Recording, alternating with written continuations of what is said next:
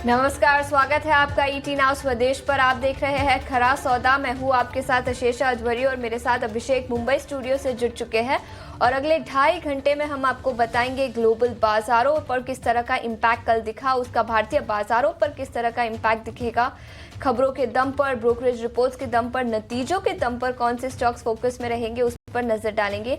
एक करके एक हमारे साथ कई सारे दिग्गज मेहमान जुड़ेंगे जो आपको आज के सत्र के लिए रणनीति बताएंगे, स्टॉक स्पेसिफिक आइडियाज बताएंगे और जो भी स्टॉक्स खबरों के दम पर फोकस में रहेंगे उन पर भी एक करके एक राय लेंगे।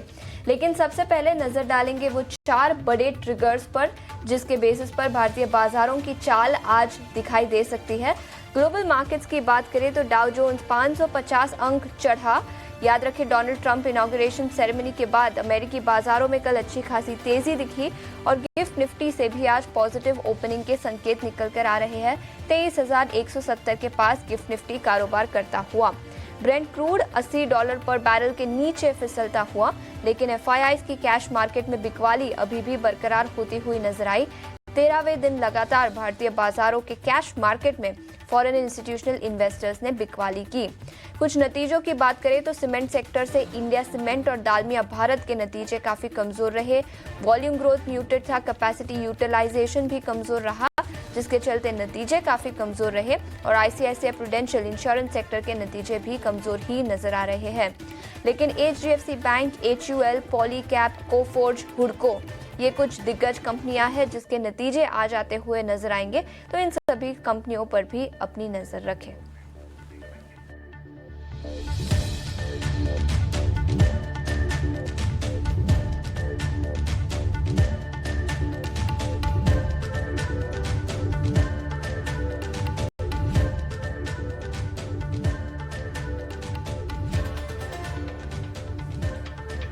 तो ये 4 बड़े ट्रिगर्स जहां पर आपको अपनी नजर रखनी चाहिए। लेकिन एक अच्छे नोट से आज के शो की शुरुआत करेंगे। अभिषेक, इलॉन मस्क का डांस आपने देखा होगा, सोशल मीडिया पर काफी वायरल हुआ है और विजुअल्स भी हम आपके लिए स्क्रीन पर लेके आएंगे। काफी ज्यादा वायरल है शीशा। और मतलब ना, इस तरह के विजुअल की, इस तरह की तस्वीरों की आप भारत में उम्मीद कर सकती हैं क्या? यहाँ पर भी देखिए, सरकारों पर आरोप लगाए जाते रहे कि फलाने कॉर्पोरेट से करीबी है, लेकिन इस तरह की तस्वीरें कभी नहीं आती हैं। लेकिन ये देखिए, डोनाल्ड ट्रंप की जीत की खुशी में एलन मस्क मतलब झूमते हुए नजर आए और जिस तरह से वो पहुंचे हैं मंच पर, काफ़ी और चर्चा है। देखिए, डोनाल्ड ट्रंप से इनकी दोस्ती जग जाहिर है, सबको पता है कि काफ़ी करीबी रिश्ते हैं एलन मस्क के। और अभी डोनाल्ड ट्रंप ने ये भी कहा है वो कुछ ऑप्शंस एक्सप्लोर कर रहे हैं कि क्या टिकटॉक को खरीद सकते हैं एलन मस्क। तो मतलब इस तरह की तस्वीरें अमेरिका से ही आ सकती हैं। मतलब भारत में आप इसकी उम्मीद भी नहीं कर सकते क्योंकि आरोप लगते हैं कॉर्पोरेट से करीबी के, बट वो खुल के कभी चीज़ें पब्लिक मंच पे सामने नहीं आती हैं। तो अच्छी तस्वीरें हैं, एंजॉय कीजिए इस तरह की। अमेरिका तो जाना जाता है अपनी ओपननेस के लिए और ये चीज़ें वहाँ पर हो रही हैं। बिल्कुल। और इसके अलावा ग्लोबल बाजारों के संकेतों की बात करें तो हाँ, गिफ्ट निफ्टी से भी पॉजिटिव ओपनिंग के संकेत हैं। एशियाई बाजार ठीक ठाक है, लेकिन अमेरिकी बाजार कल हरे निशान में बंद होते हुए नजर आए। अच्छा, बिल्कुल हरे निशान में बंद होते हुए दिखे हैं और हरे निशान में बंद होना भी चाहिए था, क्योंकि जिस चीज की आशंका थी अमेरिका में कि क्या डोनाल्ड ट्रंप टैरिफ ज्यादा लगाएंगे, थोड़ी सी उनकी जो टोन है, जो कमेंट्री है, थोड़ी सी अभी नरम साइड पर दिख रही है। देखिए, चुनाव प्रचार के दौरान उन्होंने कहा था कि चाइना पर वो 60% टैरिफ इंपोज करेंगे, लेकिन कल उन्होंने कहा कि नहीं, 10% वो टैरिफ लगाएंगे, वो भी 1 फरवरी से होगा और वो भी कंडीशनल है। अभी उसके बारे में पुख्ता ऐसा उन्होंने कहा नहीं है। वो टिकटॉक वाली जो डील चल रही है, देखते हैं कि उसके बारे में क्या होता है। तो इकोनॉमिस्ट, एक्सपर्ट्स ये मान के चल रहे हैं कि ये जितनी सख्ती की उम्मीद बाजार कर रहा था, जितनी सख्ती की उम्मीद एक्सपर्ट्स कर रहे थे, उतनी सख्ती शायद डोनाल्ड ट्रंप के सेकंड टर्म में ना दिखे टैरिफ को लेकर। और उसके चलते कल हमने देखा कि डाउ जोन्स में 538 अंकों के आसपास का उछाल रहा, डे हाई के आसपास ही बंद हुआ है। नेस्डेक में दूसरे सत्र में तेजी रही, 126 अंकों के आसपास की तेजी नेस्डेक में देखी है। अगर हम स्टॉक स्पेसिफिक अगर हम एक्शन की बात करें तो ओरेकल के शेयर में आफ्टर मार्केट में 4% से ज्यादा की तेजी रही और इसके पीछे भी डोनाल्ड ट्रंप का ही एक एक्शन है।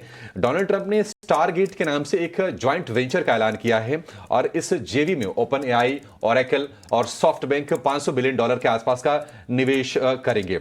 एक और शेयर चला है आफ्टर मार्केट में, वो है नेटफ्लिक्स का, और थोड़ा मोड़ा नहीं 14% का जबरदस्त उछाल हमने देखा है। और उसकी वजह ये कि 300 मिलियन पेड सब्सक्राइबर का आंकड़ा नेटफ्लिक्स ने पहली बार ये क्रॉस किया है। लेकिन एप्पल के शेयर में कल 3% की गिरावट रही है, क्योंकि 2 ब्रोकरेजेस की तरफ से डाउनग्रेड्स आए हैं अमेरिका में। लेकिन अगर हम टैरिफ वाली बात को अगर थोड़ा सा आगे बढ़ाएं, तो चाइना पर 1 फरवरी से 10% टैरिफ की बात कर रहे हैं डोनाल्ड ट्रंप। कनाडा पर और इसके अलावा मैक्सिको पर 25% टैरिफ लगाने की बातचीत चल रही है। जो बॉर्डर वाला मसला है उसके चलते अमेरिका का आरोप है कि काफी ज्यादा ढिलाई बरत रहे हैं दोनों के दोनों देश। तो देखते हैं कि टैरिफ को लेकर आगे क्या कुछ निकल के आता है डोनाल्ड ट्रंप की तरफ से। लेकिन निश्चित तौर पर यह जरूर है कि जो सख्ती उनके चुनाव प्रचार में दिख रही थी, शपथ ग्रहण के बाद हम अभी तक हमने वो सख्ती या फिर वो लहजा देखा नहीं है डोनाल्ड ट्रंप की तरफ से। और इसी के चलते हम देख रहे हैं कि एशियाई बाजारों में भी आज मिले जुले संकेत हैं। चाइना में, हांगकांग में, चूंकि डोनाल्ड ट्रंप थोड़ा सा सख्त ज्यादा हो सकते हैं चीन की तरफ, तो आज थोड़ी सी गिरावट दिख रही है। लेकिन जापान के बाजार निकेई में लगातार तीसरे सत्र में तेजी है, करीब 600 के ऊपर कारोबार कर रहा है। कोरिया के बाजार में आज हम तेजी देख रहे हैं। गिफ्ट निफ्टी भी आज देखिए, कल की हालांकि भारी गिरावट रही है, लेकिन 70 अंकों के आसपास की मजबूती पर खुलने के संकेत दे रहा है गिफ्ट निफ्टी। सोना 2 महीने की ऊंचाई पर पहुंचा है, क्योंकि ट्रंप की पॉलिसीज को लेकर अनिश्चितताएं हैं। डॉलर कमजोर हो रहा है, उसके चलते सोने को सपोर्ट मिला है और भाव है $2750 के ऊपर के। इसके अलावा अगर हम क्रूड की बात करें, क्रूड में ऊपरी स्तरों से थोड़ी सी नरमी आ रही है और शायद ये नरमी थोड़ी सी और बढ़े। ये अपने लिए पॉजिटिव संकेत है, क्योंकि डोनाल्ड ट्रंप ने कहा है कि वो फॉसिल फ्यूल पर फोकस करेंगे। नेशनल एनर्जी इमरजेंसी का भी उन्होंने ऐलान किया है। तो ऊपरी स्तरों से भाव में थोड़ी सी गिरावट आई है। काफी दिनों तक हमने देखा कि $80 के ऊपर भाव टिका रहा, लेकिन अब हम ब्रेंट के प्राइसेस देख रहे हैं $79 के आसपास के। डॉलर इंडेक्स वहां भी सॉफ्टनिंग है, डॉलर कमजोर हो रहा है तो, और 108 के करीब है डॉलर इंडेक्स। और अगर हम 10 ईयर के बॉन्ड यील्ड की बात करें तो वो है 4.6% के नीचे, 4.59% के आसपास बॉन्ड यील्ड आ गए हैं। तो ये crude, bond yield, dollar index, ये कुछ अच्छे संकेत जरूर हैं। लेकिन अपने लिए जो एक टेंशन वाली बात है वो निश्चित तौर पर एफआईज की बिकवाली है। लगातार चल रही एफआईज की बिकवाली, 13 सत्र में एफआईज ने 50-55 हजार करोड़ रुपए से ज्यादा की बिकवाली कर दी है, और ये लगातार चौथे महीने है जब हम एफआईज की तरफ से कोई सेलिंग देख नहीं रहे। ये एक चिंता की बात बाजार के लिए जरूर है, और लॉन्ग होल्डिंग 17% के आसपास है एफआईज की। तो एफआईज की ये बिकवाली, इसको जरा समझते हैं। और आज आपकी रणनीति निफ्टी में, निफ्टी बैंक में क्या होनी चाहिए? क्या निफ्टी इस गैप को मेंटेन करेगा? चूंकि बाजार ऊपरी स्तरों से हल्के हो गए हैं, कल तेज हमने सेल ऑफ देखा, हालांकि उस सेल ऑफ के पीछे के रीजंस बहुत समझ में नहीं आए, क्योंकि देखिए डोनाल्ड ट्रंप के जो भी एक्शन होने थे भारत इंडिया स्पेसिफिक तो होने नहीं थे, तो वो वाला डर नहीं था। लेकिन नतीजे जो आ रहे हैं बाजार उसमें ना कमियां निकाल के उनको पनिश कर रहा है, और कल भी हमने ये चीजें देखी हैं। तो इसको जरा विस्तार समझते हैं। डिम्पी हमारे साथ जुड़ गए हैं दिल्ली स्टूडियो से। Dimpy, good morning. सबसे पहले एफआईज की बात करेंगे। फिर से बिकवाली, चिंताएं लगातार बढ़ रही हैं, बजट सामने खड़ा है, और कल की तेज सेल ऑफ बाजार में किस तरह से आप देख रहे हैं? और ये लॉन्ग होल्डिंग राहत, बस यही कह सकते हैं कि हाँ, कितना बेचेंगे, अब तो शायद थम जाएं, लेकिन ये बिकवाली रुक नहीं रही है। नहीं, ये बात सच है कि मार्केट्स के अंदर इस समय तकलीफ बहुत है, और ये बात भी सच है कि मार्केट्स के पास ट्रिगर्स धीरे धीरे करके ख़त्म हो रहे हैं। और अच्छा चलिए, आप सब बजट तो बोल रहे हैं, मान लीजिए बजट के अंदर भी ऐसा कुछ नहीं आया और एफआईज नहीं आ पाए, देन व्हाट? उसके बाद क्या होगा? तो ऐसा नहीं है कि अब प्रॉब्लम क्या है ना बाज़ार की, मैं आपको पिछले 15-20 दिन से यही बात नोटिस करा रहा हूँ बार बार। हमने बहुत कई बार ऐसे सुना भी है, जाना भी है। देखिए, बिना एफआईज के इस समय मार्केट्स को इस जगह से निकाल पाना थोड़ा मुश्किल है। और एक बात आप जान रहे हैं अच्छे से कि एफआईज नहीं है सिस्टम में, अभी भी सिर्फ 17% की लॉन्ग पोजीशंस है। 17% की लॉन्ग पोजीशंस के बाद भी अब हम वेट कर रहे थे कि एफआईज आ जाएंगे, चलो आज नहीं कल नहीं परसों उनकी पोजीशंस बनेंगी। पहले एक वैल्यूएशन की बात होती थी, आपको पता है, आपने पिछले 8-10 दिनों से वैल्यूएशन वर्ड भी नहीं बोला होगा, हम में से किसी ने नहीं बोला होगा, किसी एनालिस्ट ने नहीं बोला होगा। तो वैल्यूएशन कंसर्न्स जो थे वो जा चुके हैं, और अब बहुत पहले ही जा चुके हैं। वो तो 200 दिनों की एवरेज तक में ही चले गए थे कि बाज़ार महंगा है या सस्ता है ना। कुछ दिन पहले निकुंज टाल में जो हमारे मैनेजिंग एडिटर है वो भी आके कह रहे थे कि वैल्यूएशन का तो कंसर्न है नहीं, फ्रोथ छट चुकी है, कहने का मेरे सिर्फ तात्पर्य यही है कि अब जब मार्केट ने इस जगह पर आके खड़े हुए हैं, वहाँ पर आपको मस्ट वाला मामला हो गया है। अब ये चॉइस वाला मामला नहीं है कि एफआईज चलो आएंगे तब भी ठीक है, नहीं आएंगे तब भी हम मैनेज कर देंगे। तो एफआईज की रिक्वायरमेंट बहुत ज़्यादा है, पहला पॉइंट है। मैंने आपसे कई बार बोला, मैं फिर से उसी बात को रिपीट कर देता हूँ, जब तक एफआईज का मामला अच्छे से नहीं सुलझता और आप लेवल्स में शॉर्ट कवरिंग नहीं करते, तब तक बाजार क्या पूरी तरह से हेल्दी और ठीक होकर ऊपर आने की कगार में है, ऐसा नहीं है। ये आपको सिर्फ पिछले 3 दिन के ट्रेड से पता लगेगा। शुक्रवार को नीचे थे, सोमवार को ऊपर आए, मंगलवार को वापस नीचे चले गए। और आपको पता है बैंक निफ्टी में आपने उतना ही लॉस उठाया जितना गेन उठाया था सोमवार को। तो यानी कि जहाँ थे वहीं के वहीं आप आके रुके हुए हो। अब आते हैं एफआईज की सेलिंग का। आपने ये नंबर्स निकाले हैं, पिछले 3 महीने के नंबर है। इसमें आप देखोगे अक्टूबर में सबसे ज़्यादा नंबर आया होगा 1 लाख समथिंग का। और ये जो नंबर अभी आपने निकाले और दिखा रहे हैं ना, ये सिर्फ कैश के नंबर हैं। अगर इसमें मैं एफ एंड वाला पार्ट डाल दूँ ना, तो उसके अंदर भी और भी थोड़ी सेलिंग आपको ज़्यादा दिखेगी। तो जब ये आप अक्टूबर के नंबर देखें, उसमें 1 लाख करोड़ से ज़्यादा की सेलिंग है। तब से ही बाजार ने अपना हाई बनाने के बाद से लगातार नॉन स्टॉप गिरावट दिखाई है। इससे पहले अगर आप चले जाएंगे ना सितंबर में, तो वहाँ पे नहीं है सेलिंग। ये मैंने कुछ दिन पहले ही देख लिया था, तो ये उससे पहले वाले में सेलिंग नहीं है सितंबर में। लेकिन अक्टूबर, नवंबर, दिसंबर ये बैक टू बैक हो रहा है। और जब बैक टू बैक कोई भी चीज़ हो रही है ना, तो आपके पास वो एब्सेंट हो गया, वो फोर्स ही एब्सेंट हो गई है, वो फोर्स फील नहीं हो रही है मार्केट को। एक तो वो चाहिए।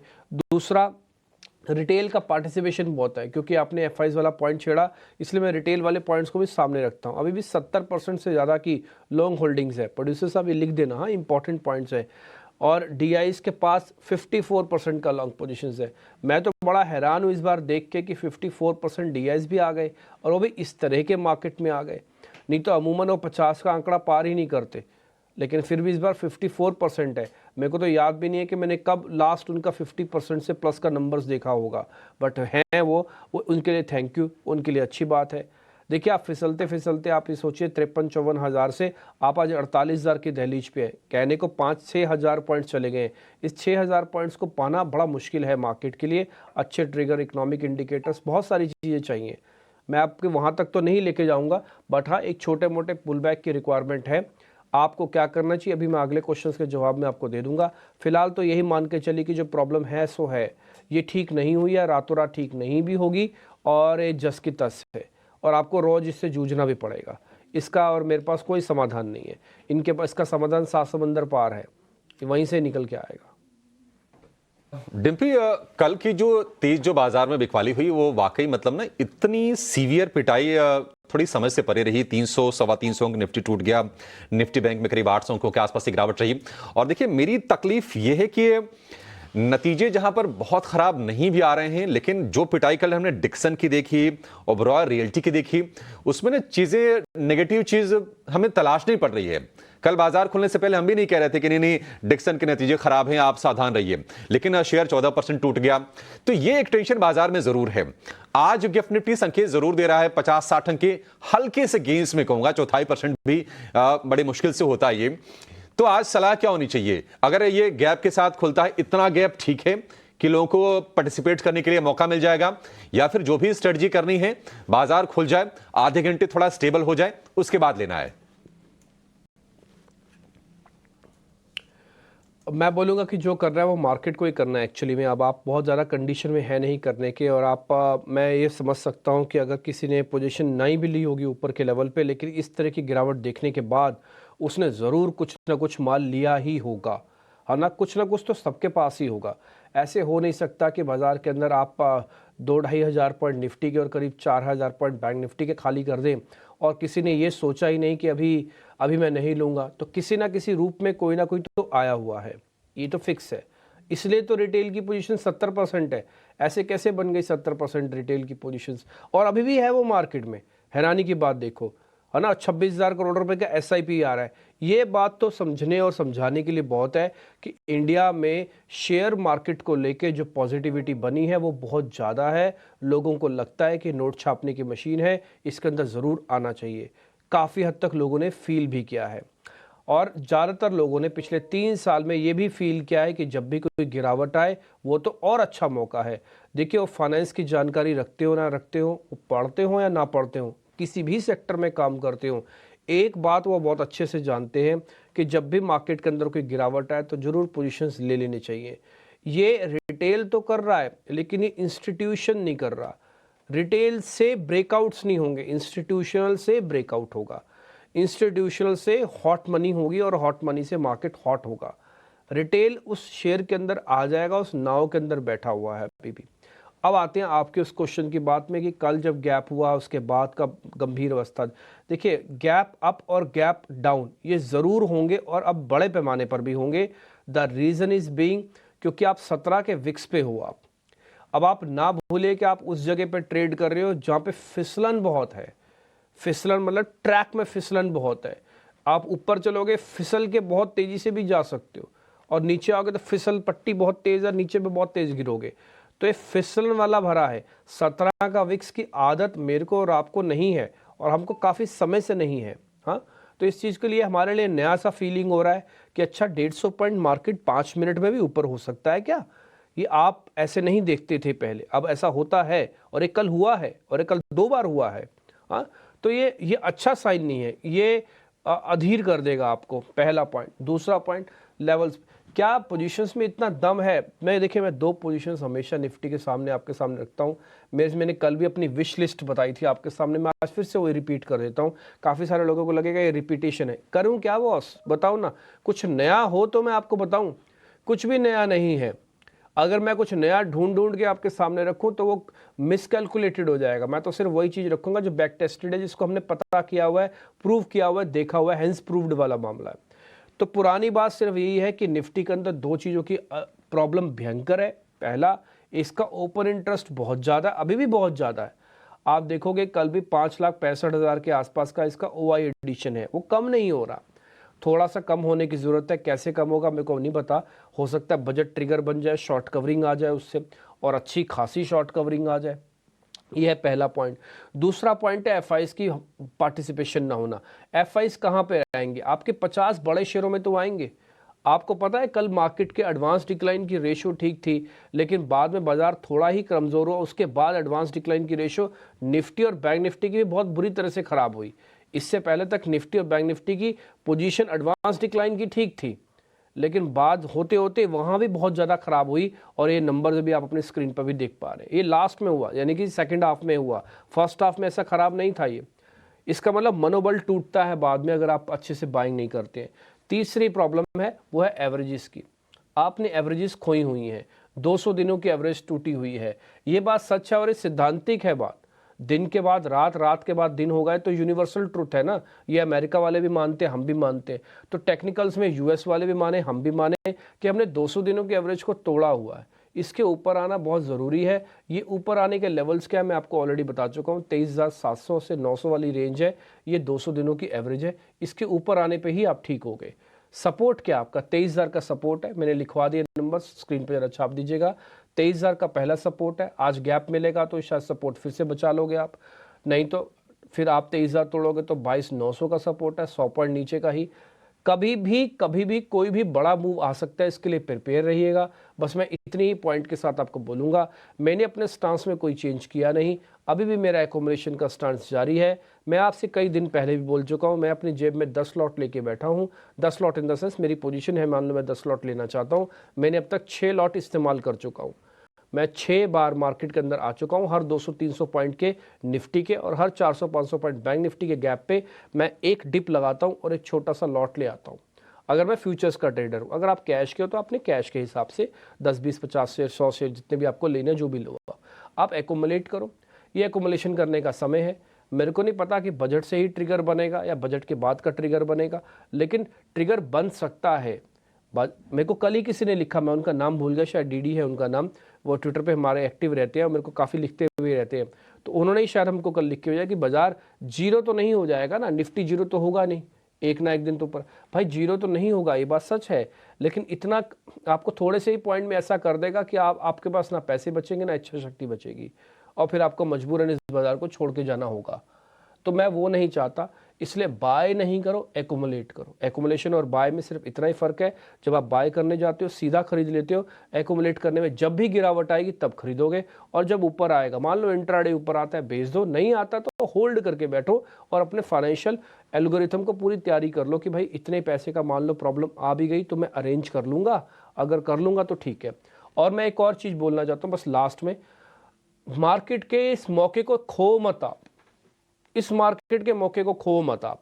आपको लग रहा है कि मेरे पास पैसे नहीं है, थोड़ा सा पैसा अरेंज कर लो कहीं से भी, और इस मार्केट के अंदर धीरे धीरे करके पिन करो, धीरे धीरे करके पिन करो। एक साथ मत लाना, एक साथ पैसे मत लगाना, कोई आधा अधूरा काट के कहीं क्लिपिंग चलाना नहीं, पूरी बात चलाना कि भाई पैसे अगर अरेंज कर रहे हो तो धीरे धीरे करके मार्केट के अंदर लगाना, अपना फाइनेंशियल और अपना लिवरेज दोनों को चेक करके लगाना, बस इस अपॉर्चुनिटी को खोना नहीं। ये आप अपने घर की बात है, आप निजी तौर पर सोचिए इसके बारे में मेरे को क्या करना है। तो ये नजरिया निफ्टी पर अक्यूमुलेट करने की सलाह, कल के सत्र में भारी गिरावट दिखी थी लेकिन आज पॉजिटिव ओपनिंग के संकेत निकल कर आ रहे हैं। वहीं बैंक निफ्टी की बात करें तो 750 अंकों की कमजोरी यहां पर दिखी, 48,620 के लेवल्स पर बैंक निफ्टी बंद होता हुआ नजर आया। यहां पर क्या राय होगी डिम्पी, और कौन से लेवल्स पर नजर रखनी चाहिए? आशीषा, कोई राय नहीं है। देखिए, आप जब लेवल्स ही सेम है तो इसमें राय भी क्या बदलेगी, आप खुद सोच के देखिए, है ना। सोमवार को आपने 800 पॉइंट का गेन उठाया, मंगलवार को आपने 800 पॉइंट का गेन वापस दे दिया बाजार को। आप जहाँ पे थे वहीं खड़े हो, आप नया कुछ हुआ नहीं। पुट कॉल रेशो 0.56 के आसपास चल रही है, जो कि इसको ओवरसोल्ड बताती है। तो एक गिरेगा तो नहीं बहुत ज़्यादा, ये तो क्लियर हो रहा है मैसेज से। और अगर मान लो गिर भी जाता है तो इंट्राडे पुलबैक होने की जो प्रोबेबिलिटी है, चांसेस जो हैं वो 70 हैं। बोले सर गारंटी से बताओ, बॉस गारंटी से इस मार्केट में कोई नहीं बताता, हम सब प्रोबेबिलिटी के बिजनेस के अंदर हैं। चांसेस कितने हैं किसके होने के, और ये हम सब पता कैसे करते हैं, हमारा कुछ पास्ट का एक्सपीरियंस है, हिस्ट्री है जो हम देख के लेके आते हैं, और के फ्यूचर्स की कैलकुलेशंस होती हैं। अच्छा ये नहीं तो फिर ये नहीं तो फिर ये, तो ये सबका मिक्स एंड कॉम्बिनेशन है। तो आपको अभी भी बैंक निफ्टी में कोई इंडिविजुअल ट्रिगर है ऐसा मेरे को दिखता नहीं है। HDFC के बैंक के नंबर्स कुछ फर्क डाल दें तो एक अलग बात है, HDFC बहुत बड़ी वेटेज रखता है। दूसरा, पुट कॉल रेशियो ठीक है, मेरे हिसाब से बैंक निफ्टी ज़्यादा नीचे नहीं जाना चाहिए। आपको क्या करना है, जो मैं पिछले 15-20 दिन से बता रहा हूँ, थोड़ा हमको अच्छा भी लगता है ये बात रखते हुए कि मेरे को नहीं पता कि दूसरे लोगों ने क्या स्टांस लिया कि नहीं, लेकिन हमें अपना पता है कि हमने ये स्टांस लिया था कि हमको एक्यूमुलेट करना है। मैं ये कई बार, अब तो आपको याद भी हो गया होगा, मेरे नाम का तो लगा था, आजकल लोग बोलते हैं कि इसका नाम ही एक्यूमुलेट रख दो, एकत्र करना, है ना। लेकिन नाम मत रखो, आप ये काम कर दो, आप एक्यूमुलेशन धीरे धीरे धीरे धीरे धीरे धीरे करके एक्यूमुलेट करते रहो। ये मार्केट बड़ा पैसा दे सकता है, बड़े पैसे बनाने के लिए बड़ा डिसिप्लिन चाहिए, और ये डिसिप्लिन फाइनेंशियल डिसिप्लिन से ही होगा, है ना। ये आपको थोड़ा सा मेंटेन रखना होगा। मैं आज भी उम्मीद करता हूँ कि 48,500 की रेंज नहीं जाएगी, क्योंकि गैप आ गया। अगर ये गैप नहीं होता तो ये जाती भी है, हाँ। तो 48,500 की रेंज है। ये प्रीवियस पैनिक बॉटम भी है जो आप फ्राइडे को कैरी करके आए थे, फिर सोमवार को आपने 800 पॉइंट जोड़ दिए तो पीछे चला गया था ये, लेकिन मंगलवार को वही वापस आ गया। तो 48,500 पैनिक बॉटम वाला एरिया, ये आज नहीं जाएगा क्योंकि गैप हो रहा है। अगर ये मेंटेन रहता है तो छोटा मोटा पुल बैक आएगा, 49,000 तक आ सकता है, 49,200 तक भी आ सकता है। लेकिन मेरा ऐसा मानना है कि जो फ्राइडे का लोज है और जो कल के लोज बने हैं वो ऑलमोस्ट एक बराबर ही हैं, 23,000 और 48,500। ये दोनों लोज अब शायद नहीं ब्रेक होने चाहिए, ये कंसोलिडेट हो सकते हैं यहाँ पे, लेकिन यहाँ पे ब्रेक नहीं होनी चाहिए। एक बहुत अच्छा मौका है मार्केट के पास बहुत स्ट्रॉन्ग पुल बैक दिखाने का और मस्ट पुल बैक दिखाने का। तो इसलिए पुल बैक की थोड़ी वेट कीजिए, भगवान से थोड़ा प्रार्थना कीजिए और थोड़ा अपना फाइनेंशियल डिसिप्लिन रखिए। बाजार से जाइए नहीं, बल्कि बाजार में आइए, बट अच्छे से आइए और अच्छे से तैयारी करके आइए। बस इतना ही बात मैं कहना चाहता हूँ, और मार्केट को अपने ऊपर हावी मत होने दो। एक और पॉइंट, अपने घर और परिवार के साथ खूब समय बिताओ आप। मार्केट का ये समय आपको, आपके मन को भी तोड़ देगा, आपकी इच्छा को भी तोड़ देगा। मैं मजाक नहीं कर रहा हूँ, मैं खुद एक डीलिंग रूम से निकला हुआ हूँ और एक ज़माना था मैं खुद ट्रेड भी करता था। आपको ना बहुत ज़्यादा गंभीर अवस्थाओं में ले जाएगा, आपको बीमार भी कर सकता है। तो आप ना अपना बहुत बड़ा समय मार्केट का निकाल के थोड़ा सा बच्चों, घर परिवार और सोशल में हो जाइएगा। तो इसका जो दुख है ये चलेगा अपने हिसाब से, आपके और मेरे कैसे नहीं चलेगा। तो इसलिए आप थोड़ा अपने आप को दूसरी जगह भी एंगेज कीजिए, ये मैं बोलूँगा आपसे। पढ़ लीजिए, कुछ भी कर लीजिए, कपिल शर्मा का शो देख लीजिए, कुछ भी कर लीजिए, ठीक है जी। रचित खंडेलवाल हमारे साथ जुड़ चुके हैं, उनसे जरा करते हैं बातचीत और मेहमान भी धीरे धीरे जुड़ेंगे। F&O बैन वाले शेयर आपकी स्क्रीन पर आ गए। 10 शेयर F&O बैन में है, 10 शेयर। ये तभी होता है जब एक्सट्रीम तेज होता है या फिर एक्सट्रीम वीक होता है मार्केट, तभी F&O बैन में जाते हैं। रचित भाई बहुत बहुत शुक्रिया, थैंक यू वेरी मच समय देने के लिए। अच्छा लगता है आपसे बातचीत करके, आपकी मुस्कान भी काफ़ी अच्छी है और मैं ये भगवान से प्रार्थना करूँगा ये मुस्कान आपकी बरकरार रहे। रचित जी पहले जरा बताइए निफ्टी और बैंक निफ्टी पर आपका टेक क्या है? जितना हमने बोला शायद आप सुन भी रहे होंगे, अगर आपने सुना है तो उसमें हमने कहीं भी गलती की है तो उसको करेक्ट कीजिएगा और अपनी वैल्यू एडिशन भी बताइए। डिम्पी सर, सबसे इम्पोर्टेंट बात, गुड मॉर्निंग आप तीनों को, सभी दर्शकों को। और बैक स्टेज मैं सुनता हूँ and I always get a Q and I am always getting fascinated by the way you put the things.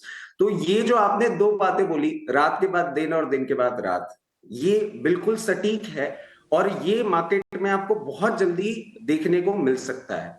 दूसरी बात जो आपने बोली कि मार्केट से दूर हट जाइए और सोशल टाइम थोड़ा स्पेंड करिए, बिल्कुल सही। ये दो गाइडेंस जो है, ये मैं कहता हूं आज के निफ्टी के लेवल से ज्यादा इंपॉर्टेंट है, जो आपने बहुत सही ढंग से पुट फॉरवर्ड किया है। अब देखिए, दो तीन चीजें मैं इसमें ऐड करूंगा। लेवल्स मैं नहीं करूंगा चेंज, बट हाँ, एक कल का मार्केट जो आपको देखने को मिला, उसमें बहुत इंपॉर्टेंट फैक्टर है कि हम बहुत ईगरली वेट कर रहे थे कि 20 तारीख को डोनाल्ड ट्रंप आएंगे। और हिस्टोरिकली हमने देखा है डोनाल्ड ट्रंप के नाम के साथ अनसर्टेनिटी एक ऐसी चीज है, वो इतने ज्यादा वॉलेटाइल खुद हैं कि वो कुछ भी बोल देते हैं, कभी भी कुछ भी कर देते हैं। और कल का मार्केट आपको एक क्लियर डायरेक्शन दिया है कि डोनाल्ड ट्रंप का रेजीम जब तक चल रहा है तब तक ग्लोबल मार्केट्स और हमारे डोमेस्टिक मार्केट किसी भी तरीके का इराटिक बिहेवियर कर सकते हैं। कल जैसे ही इंडिया विक्स ने 17 को क्रॉस किया था, कहीं ना कहीं वॉलेटिलिटी का एक डायरेक्शन मिल रहा था, पहली बात। दूसरी बात आपके पॉइंट से लेता हूं, रात के बाद दिन, दिन के बाद रात। FIS देखिए बहुत मोटी तरीके से सेलिंग करते हुए जा रहे हैं। ये सेलिंग आप देखिए लास्ट क्वार्टर रिजल्ट्स पे थोड़ी सी इंटेंसिफाई हुई थी और अभी भी आपको बहुत तेजी से बढ़ती हुई दिख रही है। अब हम दिन की तरफ जाते हैं। सॉरी, एक चीज और ऐड करूंगा कि क्वार्टरली रिजल्ट्स जिस तरीके से आ रहे हैं वो FIS को एक्साइट नहीं कर पा रहे हैं और कहीं ना कहीं वो कंटिन्यूस सेलिंग चल रही है। अब हम दिन की तरफ जाते हैं। देखिए, हम बजट को अप्रोच कर रहे हैं और पिछली बार और इस बार में सबसे बड़ा डिफरेंस ये है कि हम बजट को जब इस बार अप्रोच कर रहे हैं तो हम ऑलरेडी बहुत ज्यादा बीटन डाउन है, हमारी एक्सपेक्टेशंस बहुत ज्यादा लो है। तो बजट में कुछ भी ऐसा पॉजिटिव अनाउंसमेंट या आपके रिमेनिंग अर्निंग सीजन में कुछ भी ऐसा अनाउंसमेंट आता है जो मार्केट को एक पॉजिटिव ट्रिगर या डायरेक्शन देता है और उधर जो हमारे ट्रम्प साहब बैठे हैं वो कोई नेगेटिव स्टेटमेंट नहीं दे देते हैं, तो हमारा एक मार्केट दिन की ओर अग्रसर हो सकता है। ये डायरेक्शन मिल रहा है। कल की उनकी स्पीच से एक चीज और मैं ऐड करूंगा, सॉरी मैं थोड़ा सा टाइम ले रहा हूं। जो हम एक्सपेक्ट कर रहे थे कि वो टैरिफ बहुत ज्यादा लगाने वाले हैं और 60%, कई जगह 100% की बात हो रही थी, फरवरी में उन्होंने जो अनाउंसमेंट किया है चाइना के ऊपर, जो एक्सपेक्टेड है कि टैरिफ 10% ही होने वाला है, कहीं ना कहीं ये एक पॉजिटिव चीज जरूर है जो हमें देखनी होगी और इससे हम क्यूज लेंगे, तो हो सकता है हम दिन की ओर थोड़ा इजिली अग्रसर कर पाए। ठीक है, ये आपके लिए निफ्टी की पूरी एनालिसिस हो गई। एक और मेहमान को जोड़ लेते हैं, राहुल घोष हमारे साथ जुड़ गए हैं। राहुल जी गुड मॉर्निंग, बहुत शुक्रिया आपका समय देने के लिए। राहुल जी, आपके शेयरों से शुरुआत कर लेते हैं। निफ्टी पर हमने काफी ज्यादा एनालिसिस कर ली, आप बताइए कि स्टॉक्स में आज कहाँ फोकस करें, क्या खरीदें क्या बेचें? नमस्ते और गुड मॉर्निंग। तो स्टॉक्स स्पेसिफिक दो काउंटर है। कल भी मैंने क्लोजिंग शो में कहा था कि लॉन्ग साइड पे सिर्फ कंडीशनल लॉन्ग्स लेना चाहिए, purely from the texture of the market perspective, और उसी काउंटर्स में लॉन्ग लेना चाहिए जहां पे क्लियरली मोमेंटम अपसाइड की तरफ दिख रहा होता है। तो लॉन्ग साइड में आज बायोकॉन है, 390 के आसपास क्लोज हुआ था कल। 403 के ऊपर बाय इनिशिएट कीजिएगा। आई रिपीट, 403 के ऊपर बाय इनिशिएट कीजिएगा। एडवांटेज बायोकॉन में ये है कि 403 के ऊपर टारगेट्स 425 और 440 जो ऑलमोस्ट 10% है अपसाइड में पॉसिबल है। बहुत ही एक popular conventional inverse head and shoulders pattern का ब्रेकआउट हो सकता है। एंड दूसरा मोमेंटम भी अपसाइड की तरफ है बायोकॉन में, तो बाय अबव 403, स्टॉप लॉस 390 होगा, टारगेट 425 एंड 440 होगा। दूसरा स्टॉक जो है HFCL है, शॉर्ट कर सकते हैं, टारगेट इसका 98 होगा, स्टॉप लॉस 104 होगा। तो एक शॉर्ट साइड पे और एक लॉन्ग साइड पे कंडीशनल बाय। बायोकॉन पर खरीदारी की राय 425 से 440 तक के लेवल्स नजर आ सकते हैं, और इसके अलावा भी एक स्टॉक पर आपने राय दी। लेकिन रचित, आपके टॉपिक्स आज सुबह कौन से होंगे? देखिए, टॉपिक्स में आज मैं यूजुअली बाय कॉल से लेकर आता हूं, बट आज एक सेल कॉल भी है मेरे पास, क्योंकि कल के मोमेंट के बाद मैं भी थोड़ा सा डरा हुआ तो हूं। MCX आप करंट लेवल्स पे सेल कर सकते हैं, और स्टॉप लॉस अगर आप लगा के चलना चाहें 56.25 का आपका स्टॉप लॉस होगा, टारगेट 54.10। थोड़ा सा वैल्यूएशन का एडजस्टमेंट जो है वो इस काउंटर में आपको देखने को मिल सकता है।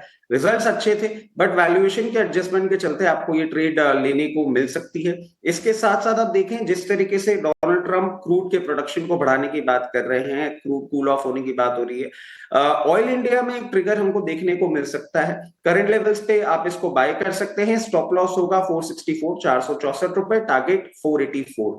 ये दो ट्रेडिंग कॉल्स हैं जो आपको आज के मार्केट में कहीं ना कहीं प्ले करने को मिल सकती है। ठीक है, तो रचित और राहुल भाई के ट्रेड आपको मिल गए हैं। आप इन दोनों ट्रेड्स को अच्छे से नोटिस कर लीजिएगा। 4 सौदे हो गए आपके पास, और राहुल जी ने तो आपको कल शाम को भी अच्छे से गाइड किया था। अब मेरे दो सहयोगी वरुण दुबे और शरद दुबे जुड़ चुके हैं।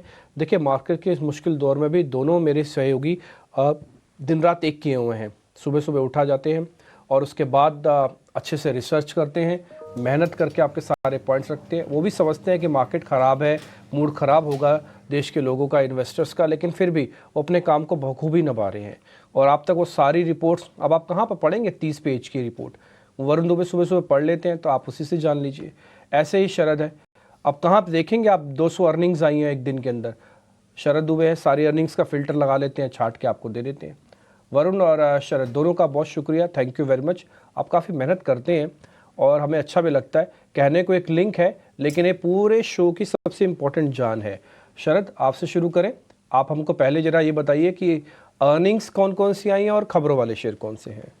जी बिल्कुल डिम्पी, सबसे पहले बता दूं कि ओवरऑल जो अर्निंग्स है हमें लगातार दिनों में देखने मिल रही है कि वीक सेट ऑफ नंबर्स देखने मिल रहे हैं। आज मैंने जो है पूरे आप कह सकते हैं 100 से ज़्यादा कंपनीज हमने जो है ट्रैक किए, वहाँ से देखे जो ट्रैक करने वाले कंपनीज है उसमें जो है largely weak set of numbers देखने मिल रहा है। आप देखिए यहाँ पे PNB हाउसिंग फाइनेंस ही एकमात्र आउटलायर है, सिर्फ एक कंपनी। आप देखिए कमज़ोर नतीजे के लिस्ट बढ़ते जा रहे हैं। 7 या 8 बड़े कंपनीज हम ट्रैक किए, वो जो है अनुमान से कम नतीजे देखने मिले हैं। सबसे पहले ICICI प्रू लाइफ के बारे में बात कर लेते हैं। यहाँ पे जो है VNB जो वैल्यू ऑफ न्यू बिजनेस होता है वो एस्टिमेट से कम आया है, और आगे जाते हुए भी मार्जिन्स में प्रेशर यहाँ पे देखने मिल सकता है। तो largely weak set of numbers जो है आपको ICICI प्रू में मिला है।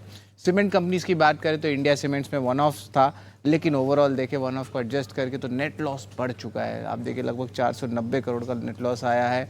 और वही इंडिया सीमेंट्स के अलावा दालमिया भारत की बात करें तो यहाँ पे रियलाइजेशंस हल्की बढ़ी है, बट वॉल्यूम में बड़ी डिग्रोथ आई है। और ओवरऑल जो है इनके प्राइसिंग्स को लेके और डिमांड को लेके भी cement industry as a whole वहाँ पे देखें तो अभी भी क्वेश्चन है। तो लार्जली दालमिया भारत और आपके जो इंडिया सीमेंट्स है दोनों में ही कमज़ोर नतीजे देखने मिले हैं। KEI इंडस्ट्रीज़ में भी मार्जिन्स में बड़ी मार पड़ी है। मार्जिन्स लगभग 66 basis points year on year basis पे जो है गिरावट देखने मिली है, और उनके कोर 2-3 बिजनेस सेगमेंट्स में भी जो है ख़राब परफॉर्मेंसेस आया है। तो KEI इंडस्ट्रीज़ के भी नतीजे कमज़ोर हैं। टाटा टेक की बात करें तो खास करके ऑटो सेगमेंट में जो है वीक परफॉर्मेंस देखने मिली है, और ओवरऑल सिर्फ 1.6% सीक्वेंशियल टॉप लाइन ग्रोथ आया है। यहाँ पे भी जो है नतीजे की बात करें तो यहाँ पे कमज़ोर आए हैं। इंडिया मार्ट इंटरमेश की बात करें तो पहली बार कोविड में ऐसा हुआ है, कोविड के बाद पहली बार हुआ है कि इनके जो सब्सक्राइबर्स हैं वहाँ एडिशंस की डीग्रोथ देखने मिली है, और लार्जली जो है इनके ऑपरेशनल पैरामीटर्स भी ख़राब आए हैं। साइन DLM की बात करें तो यहाँ पे भी मार्जिन मिस हुआ है, और यहाँ पे ओवरऑल कमज़ोर नतीजे देखने मिले हैं। खास करके जो है ऑर्डर डील फ्लो को लेके वहाँ पे जो है थोड़ी मॉडरेशन भी आ सकती है, तो कमेंट्री भी अच्छी नहीं आ रही है। बस एक ही कंपनी है जहाँ पे एक अच्छे नतीजे देखने मिले, ऑपरेशनली स्ट्रॉन्ग पैरामीटर आया है, स्प्रेड्स में इंप्रूवमेंट आई है क्योंकि प्रोडक्ट मिक्स चेंज हुआ है, वो कंपनी है आपका पीएनबी हाउसिंग फाइनेंस। यहाँ पे नेट इंटरेस्ट इनकम में भी 17% का ग्रोथ देखने मिला है। इसके अलावा कुछ चंद स्टॉक्स है जो खबरों वाले शेयर्स पे आज नज़र रखिएगा, खास करके आप एएमसी स्टॉक्स और प्रूडेंट कॉर्प पे से भी एडवांस स्टेजेस में है, एक सर्कुलर रिलीज़ कर सकती है जहाँ पे एसआईपी प्लान्स जो है वो 500 के नीचे आ सकता है। तो इसका मतलब आपकी एसआईपी जो है 350-400 प्रति महीने भी हो सकती है। तो ये बहुत इंपॉर्टेंट है एज अ इन्वेस्टर, ये बहुत बड़ी चीज़ है। लेकिन अगर एज अ कंपनी अगर आप बोले एएमसी कंपनीज़ में, तो उनके लिए अगले 2 से 3 साल में ऐसी प्रेशर आ सकती है यील्ड की, बिकॉज इनके यील्ड्स बहुत कम होंगे। हालांकि प्रूडेंट कॉर्प जो डिस्ट्रीब्यूटिंग वाले स्टॉक्स है, डिस्ट्रीब्यूटर्स, उनके लिए पॉजिटिव है, तो इसको ज़रूर याद रखिएगा। आईडीबीआई में भी इंपॉर्टेंट डेवलपमेंट आया है, ईटी की रिपोर्ट आई है जहाँ पे सेल ऑफ पिकअप की है और जो ड्यू डिलिजेंस की प्रोसेस होती है वो डेटा एक्सेस जो है बायर्स के पास, जो पोटेंशियल बायर्स है उनके पास आ गए। नाम देखें तो फेयरफैक्स है, एमिरेट्स है, ओक ट्री कैपिटल है और कोटक महिंद्रा बैंक है। रेलटेल को भी लगभग 50 करोड़ का रेलवे से ऑर्डर आया है। जियो फाइनेंशियल सर्विसेज की बात करें तो ब्लैक रॉक की जेवी में दोनों ही कंबाइंड बेसिस पे 117 करोड़ का निवेश करने वाले। और आखिर में एबीएफआरएल का 1860 करोड़ का क्यूआईपी क्लोज हो गया। लेकिन 3 अहम नाम सामने आ रहे हैं, अमानसा, बॉन्ड म्यूचुअल फंड और एसबीआई लाइफ इंश्योरेंस। तो ये तो अर्निंग स्पेसिफिक थी, लेकिन ब्रोकरेजेस भी इंपॉर्टेंट है। कुछ अर्निंग स्पेसिफिक ब्रोकरेजेस है, कुछ नॉन अर्निंग स्पेसिफिक ब्रोकरेजेस है।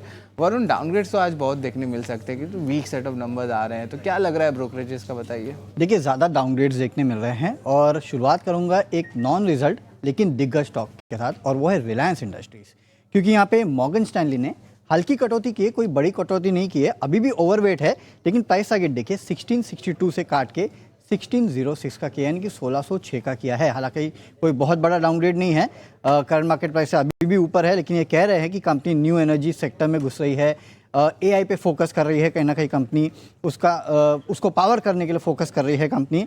और इन्वेस्टर्स की डिबेट जो है अब कहीं ना कहीं थोड़ी शिफ्ट हो रही है और रिटेल पे इन्वेस्टर ज़्यादा फोकस कर रहे हैं, रिफाइनिंग और केमिकल अर्निंग्स पे जो है इन्वेस्टर्स फोकस कर रहे हैं। अभी भी ये कह रहे हैं कि FY25 से 27 तक 15% की अर्निंग CAGR जो है ये कंपनी डिलीवर करेगी।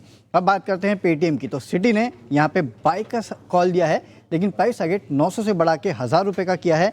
इनका कहना है कि MTUs जो है वो बॉटम आउट हो चुके हैं दिसंबर में, और इसके लिए इन्होंने अपना पेमेंट GMV जो है उसको भी, उसके एस्टिमेट जो है 2 से 3% तक बढ़ा दिए हैं। KAI इंडस्ट्रीज UBS खरीदारी की सलाह, प्राइस टारगेट 6050 से काट के 5750 का किया है। मार्जिन पे गिरावट देखने मिली और FY27 से शायद मार्जिन में आपको इंप्रूवमेंट देखने मिलेगी, इसके लिए यहाँ पे डाउनग्रेड किया गया है, यानी कि प्राइस टारगेट काटा गया है। सबसे बड़ा डाउनग्रेड तो इंडिया मार्ट इंटरमेश पे आया है। नमूरा डाउनग्रेड किया है, न्यूट्रल से रिड्यूस का कॉल, प्राइस टारगेट 3150 से काट के 1900 का किया है। इनका कहना है कि जो पेइंग सब्सक्राइबर बेस है उसमें एक डिक्लाइन देखने मिला है जिसकी उम्मीद नहीं थी, तो इसके लिए इन्होंने FY25-27 के पैट को भी यहाँ पे रिवाइज किया है। और नुआमा ने भी रेड्यूस का कॉल दिया है, प्राइस टारगेट 2500 से काट के अब 1970 का दे रहे हैं। ICICI प्रू गोल्डमैन की यहाँ पे रिपोर्ट है, न्यूट्रल का कॉल है, प्राइस टारगेट में हल्की कटौती की है, 665 से काट के 650 का इन्होंने किया है। इनको थोड़ी बहुत चिंता यहाँ पे लग रही है कि AP ग्रोथ जो है वो अच्छी है, लेकिन मार्जिन्स जो है वो थोड़े बहुत दिक्कत वाले थे, इसके लिए यहाँ पे प्राइस टारगेट काटा गया है। मैक्वेरी न्यूट्रल का कॉल दे रहा है, 725 का प्राइस टारगेट दे रहे हैं। ये भी कह रहे हैं कि VNB ग्रोथ जो है वो थोड़ी बहुत डिसअपॉइंटिंग थी। सीमेंट स्टॉक्स पे नजर रखिएगा, खासकर दालमिया भारत, क्योंकि जेफरीज की रिपोर्ट खरीदारी की सलाह 2070 का प्राइस टारगेट है। लेकिन ये कह रहे हैं कि सीमेंट सेक्टर का जो रिजल्ट सीजन शुरू हुआ है कमजोर नोट पे हुआ है, और ये एक दिक्कत की बात है। मॉर्गन स्टैनली इनलाइन कह रहे हैं 1750 का प्राइस टारगेट, कह रहे हैं कि क्वार्टर वीक था।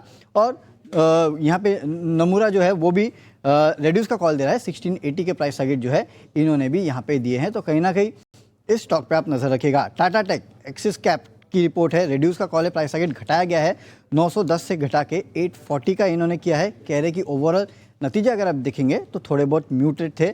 PNB हाउसिंग एक्सिस कैप खरीदारी की सलाह 1200 का प्राइस टारगेट दे रहे हैं, और इस पूरे पैक में यानी कि हाउसिंग फाइनेंस सेक्टर में इनकी ये टॉप पिक है क्योंकि कंपनी डिलीवर भी कर रही है। करूर वैसा बैंक डैम कैपिटल की रिपोर्ट है, कवरेज की शुरुआत की है 274 के प्राइस टारगेट के साथ, यानी करीब 20% के आसपास का अपसाइड जो है वो यहाँ पे दे रहे हैं। ये कह रहे हैं कि आगे काफ़ी सारे पॉजिटिव सरप्राइज आपको देखने मिल सकते हैं। फाइनेंशियल परफॉर्मेंस जो है कंपनी का अच्छा है। आखिरी में OMCs पे सिटी की रिपोर्ट है, जो कि कह रहे हैं कि गिरावट आई है OMCs में, तो खरीदारी के अच्छे मौके हैं, खासकर HPCL और IOC जो है इस पे ये सबसे ज़्यादा पॉजिटिव है। मेरे साथ जुड़ चुके हैं विवेक भाई, आपका बहुत बहुत शुक्रिया, थैंक यू वेरी मच समय देने के लिए। अब मैं आता हूँ सीधा सीधा शेयर्स पे। कल डिक्सन का शेयर काफ़ी टूटा। राहुल जी उसी से करते हैं शुरू, आज भी टूटेगा या फिर पुल बैक दिखाएगा? तो एक्चुअली डिक्सन टेक्नोलॉजीज में आपके शो पे हमने एक शॉट दिया था थोड़े टाइम पहले, I think last week, but structurally weak लग रहा है, आज भी टूट सकता है। कल लो के वहां पे क्लोज हुआ था। थोड़ा पुल बैक भी आता है तो सेल कर सकते हैं। 15,800 लेवल्स पे एक और सप्लाई जोन क्रिएटेड है। ठीक है। इसके अलावा कल ऑयल मार्केटिंग के शेयर्स काफ़ी ठीक लग रहे थे। रचित, आपकी रिकमेंडेशंस क्या है बीपीसीएल एचपीसीएल पे? आज ये चलेंगे? खबर मैं बता देता हूँ मार्केट के अंदर क्या चल रही है जो सोर्स बेस्ड है। खबर यह है कि अगर यूक्रेन का वॉर अगले 10 से 15 दिन में रुकवा देते हैं डोनाल्ड ट्रंप, तो क्रूड के प्राइजेस में शार्प फॉल आएगा और उसका benefit in oil marketing companies को मिल सकता है इमीडिएटली अगले 15 से 20 दिन में, है ना। ये खबर भी मार्केट में चल रही है। आप एचपीसीएल बीपीसीएल पे अपना व्यू पॉइंट दे दीजिए। देखिए, आज स्टार्टिंग में ही मॉर्निंग में भी मैंने आईओसी पे सॉरी इंडियन ऑयल पे कॉल दिया था। एचपीसीएल बीपीसीएल दोनों ही, अगर आपको मार्केट आज बहुत ज्यादा वॉलेटाइल नहीं लगता है तो अराउंड 1.5 to 2% के गेन के लिए आप इसमें ट्रेड इनिशिएट कर सकते हैं। दोनों ही करंट लेवल्स पे अट्रैक्टिव लग रहे हैं। मेरी राय होगी मार्केट स्टेबल हो, जरूर अपनी ट्रेड इनिशिएट करें, गेन रजिस्टर कर पाएंगे। ठीक है। कंजम्पशन के दो शेयर, इनफैक्ट एक तो क्यूएसआर है, एक कंजम्पशन का प्ले है। First is Trent, second is Zomato. दोनों शेयर के अंदर जोरदार बिकवाली हुई है। मैं पहले जोमेटो को पकड़ता हूँ और विवेक कारवा से उनका व्यू पॉइंट लेता हूँ। विवेक जी, दो ही कंपनी है, स्विगी और जोमेटो, तो कंपटीशन से तो एक दूसरे से नहीं लड़ेंगी। लड़नी इनको अपनी ही बैलेंस शीट से है कि हमारे मार्जिन्स कैसे हैं, हमारा बिजनेस कैसे है। कोई दूसरा तो परेशान ही नहीं करेगा, क्योंकि दूसरा तो एक ही प्लेयर है स्विगी इसके साथ में, और स्विगी भी क्यों चाहेगा कि जोमेटो हमारे लिए प्रॉब्लम करे। तो आप जोमेटो को, आपका टेक क्या है? ये जो फॉल आया अपॉर्चुनिटी है या फिर ये एक तरह की वार्निंग है, थोड़ा दूर रहना चाहिए? गुड मॉर्निंग डिम्पी जी। देखिए, पहली चीज तो जोमेटो पे मैंने पहले कई बार ये कहा है कि जहाँ पे 48 49 में मैंने बाई रिकमेंडेशन दिया था आपके ही चैनल पे, और करीबन 305 के रेंज में हम बाहर भी निकल गए थे, ये भी मैंने कई बार बोला है। और उसके बाद में बहुत स्ट्रगल कर रहा था स्टॉक बिटवीन 260 और 280, और लग रहा था कि लॉन्ग टर्म के लिए अच्छा है, लेकिन शॉर्ट टर्म में इसमें करेक्शन आने की बहुत बहुत जरूरत है। मुझे लगता है कि 214 भी यहाँ पे कोई सस्ता स्टॉक नहीं है ये। पहली चीज तो देखिए, इनको इन्वेस्टमेंट्स आगे चल के भी काफी करना पड़ेगा। अभी जैसे आप जो कंपनी चाइना में वगैरह है, वहां पे मोनोपोली या फिर टोटली डुओपोली है। इनफैक्ट मोनोपोली है चाइना में, और जोमेटो से करीबन 10 एक गुना बड़ी कंपनी है वो। लेकिन इंडिया में क्या होने वाला है कि एक तो इनको अभी इन्वेस्टमेंट फेज में चल रहा है, अभी ब्लिंकिट में इन्वेस्टमेंट कर रहे हैं, आगे चल के और क्या क्या करने वाले हैं ये नहीं मालूम। और दूसरी चीज, आगे चल के कंपटीशन इस स्पेस में बढ़ेगा क्या? कल को जियो आ जाए या फिर जेप्टो बड़ा बन जाए, कुछ भी हो सकता है। मतलब कंपटीशन आगे चल के आपको हिटअप ही होते हुए दिखेगा। तो मुझे लगता है कि ये एक बहुत अच्छा बाई होगा करीबन 180 रेंज में। अगर वहां पे आता है तो ठीक ठाक वैल्यूएशन पे आपको मिलेगा। लेकिन यहाँ पे भी थोड़ा सा वैल्यूएशन स्ट्रेटजी लग रहा है, और क्योंकि हो सकता है कि अगले 1-2 क्वार्टर और ये लॉस दिखाए, क्योंकि ब्लिंकिट में इन्वेस्टमेंट्स हो रहा है, तो स्टॉक इमीडिएटली चढ़ने वाला नहीं है। तो 180 से लेके 200 के बीच में आपको मिलता है, जो ज्यादा दूर नहीं है। इनफैक्ट 14-15 रुपया अगर गिरता है तो 200 के नीचे आ जाएगा ये। तो उस रेंज में मिलता है तो अच्छा भाई होगा। इस रेंज में थोड़ा सा फिर भी मैं अवॉइड करूंगा।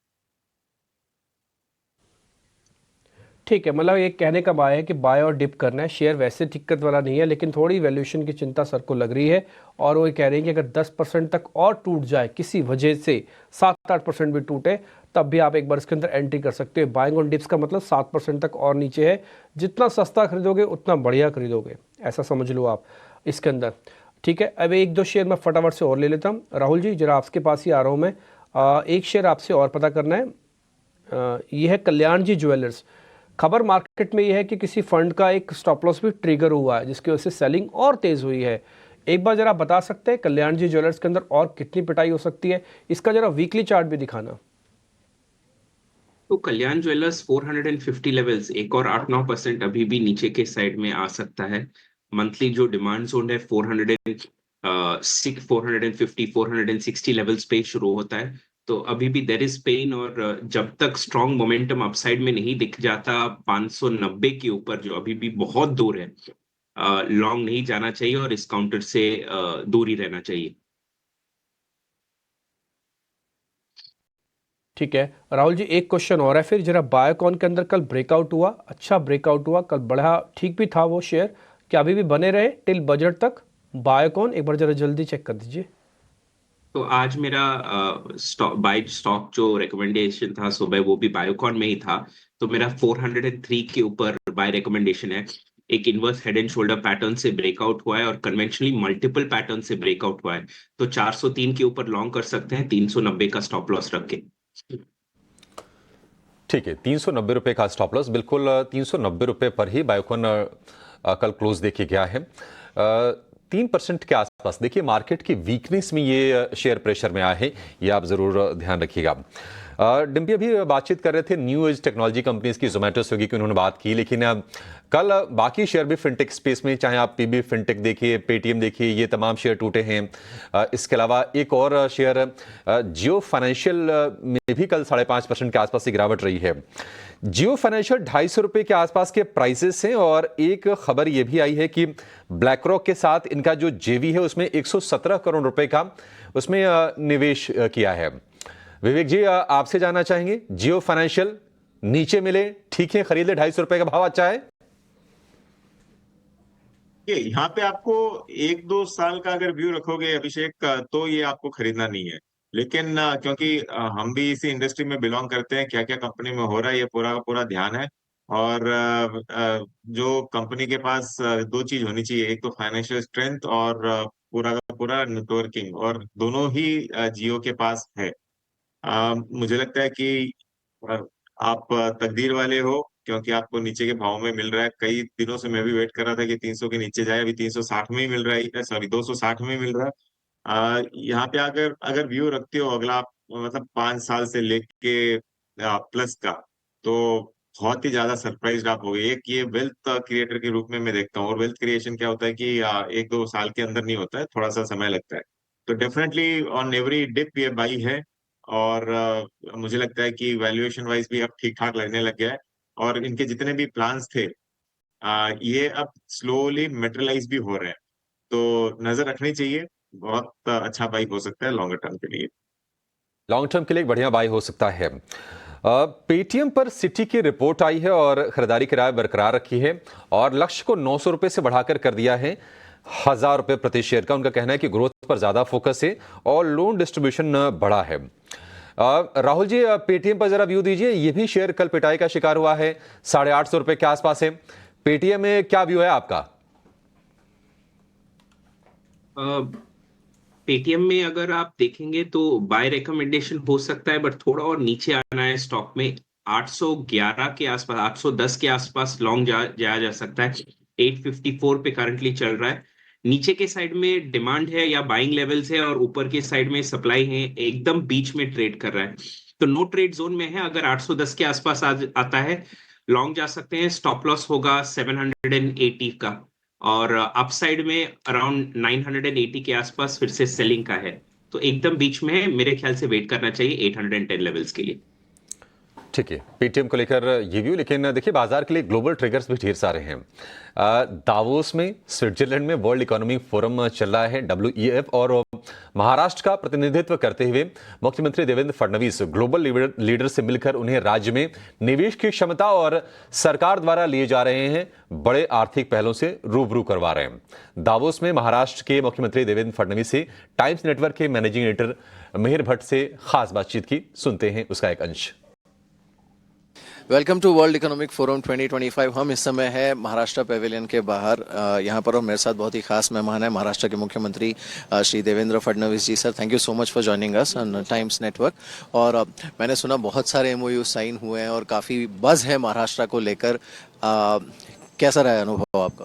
देखिए, बहुत अच्छा अनुभव रहा है, और मैं ऐसा मानता हूँ कि जिस प्रकार से आज भारत में इन्वेस्टमेंट का क्लाइमेट तैयार हुआ है, और विशेष रूप से हमारे प्रधानमंत्री जी ने जो एक लीडरशिप पोजीशन हमारे देश को दी है, तो बड़े पैमाने पर लोग निवेश करना चाहते हैं भारत में। और ऑफ कोर्स भारत में जब निवेश की बात आती है तो महाराष्ट्र फोरफ्रंट पे होता है।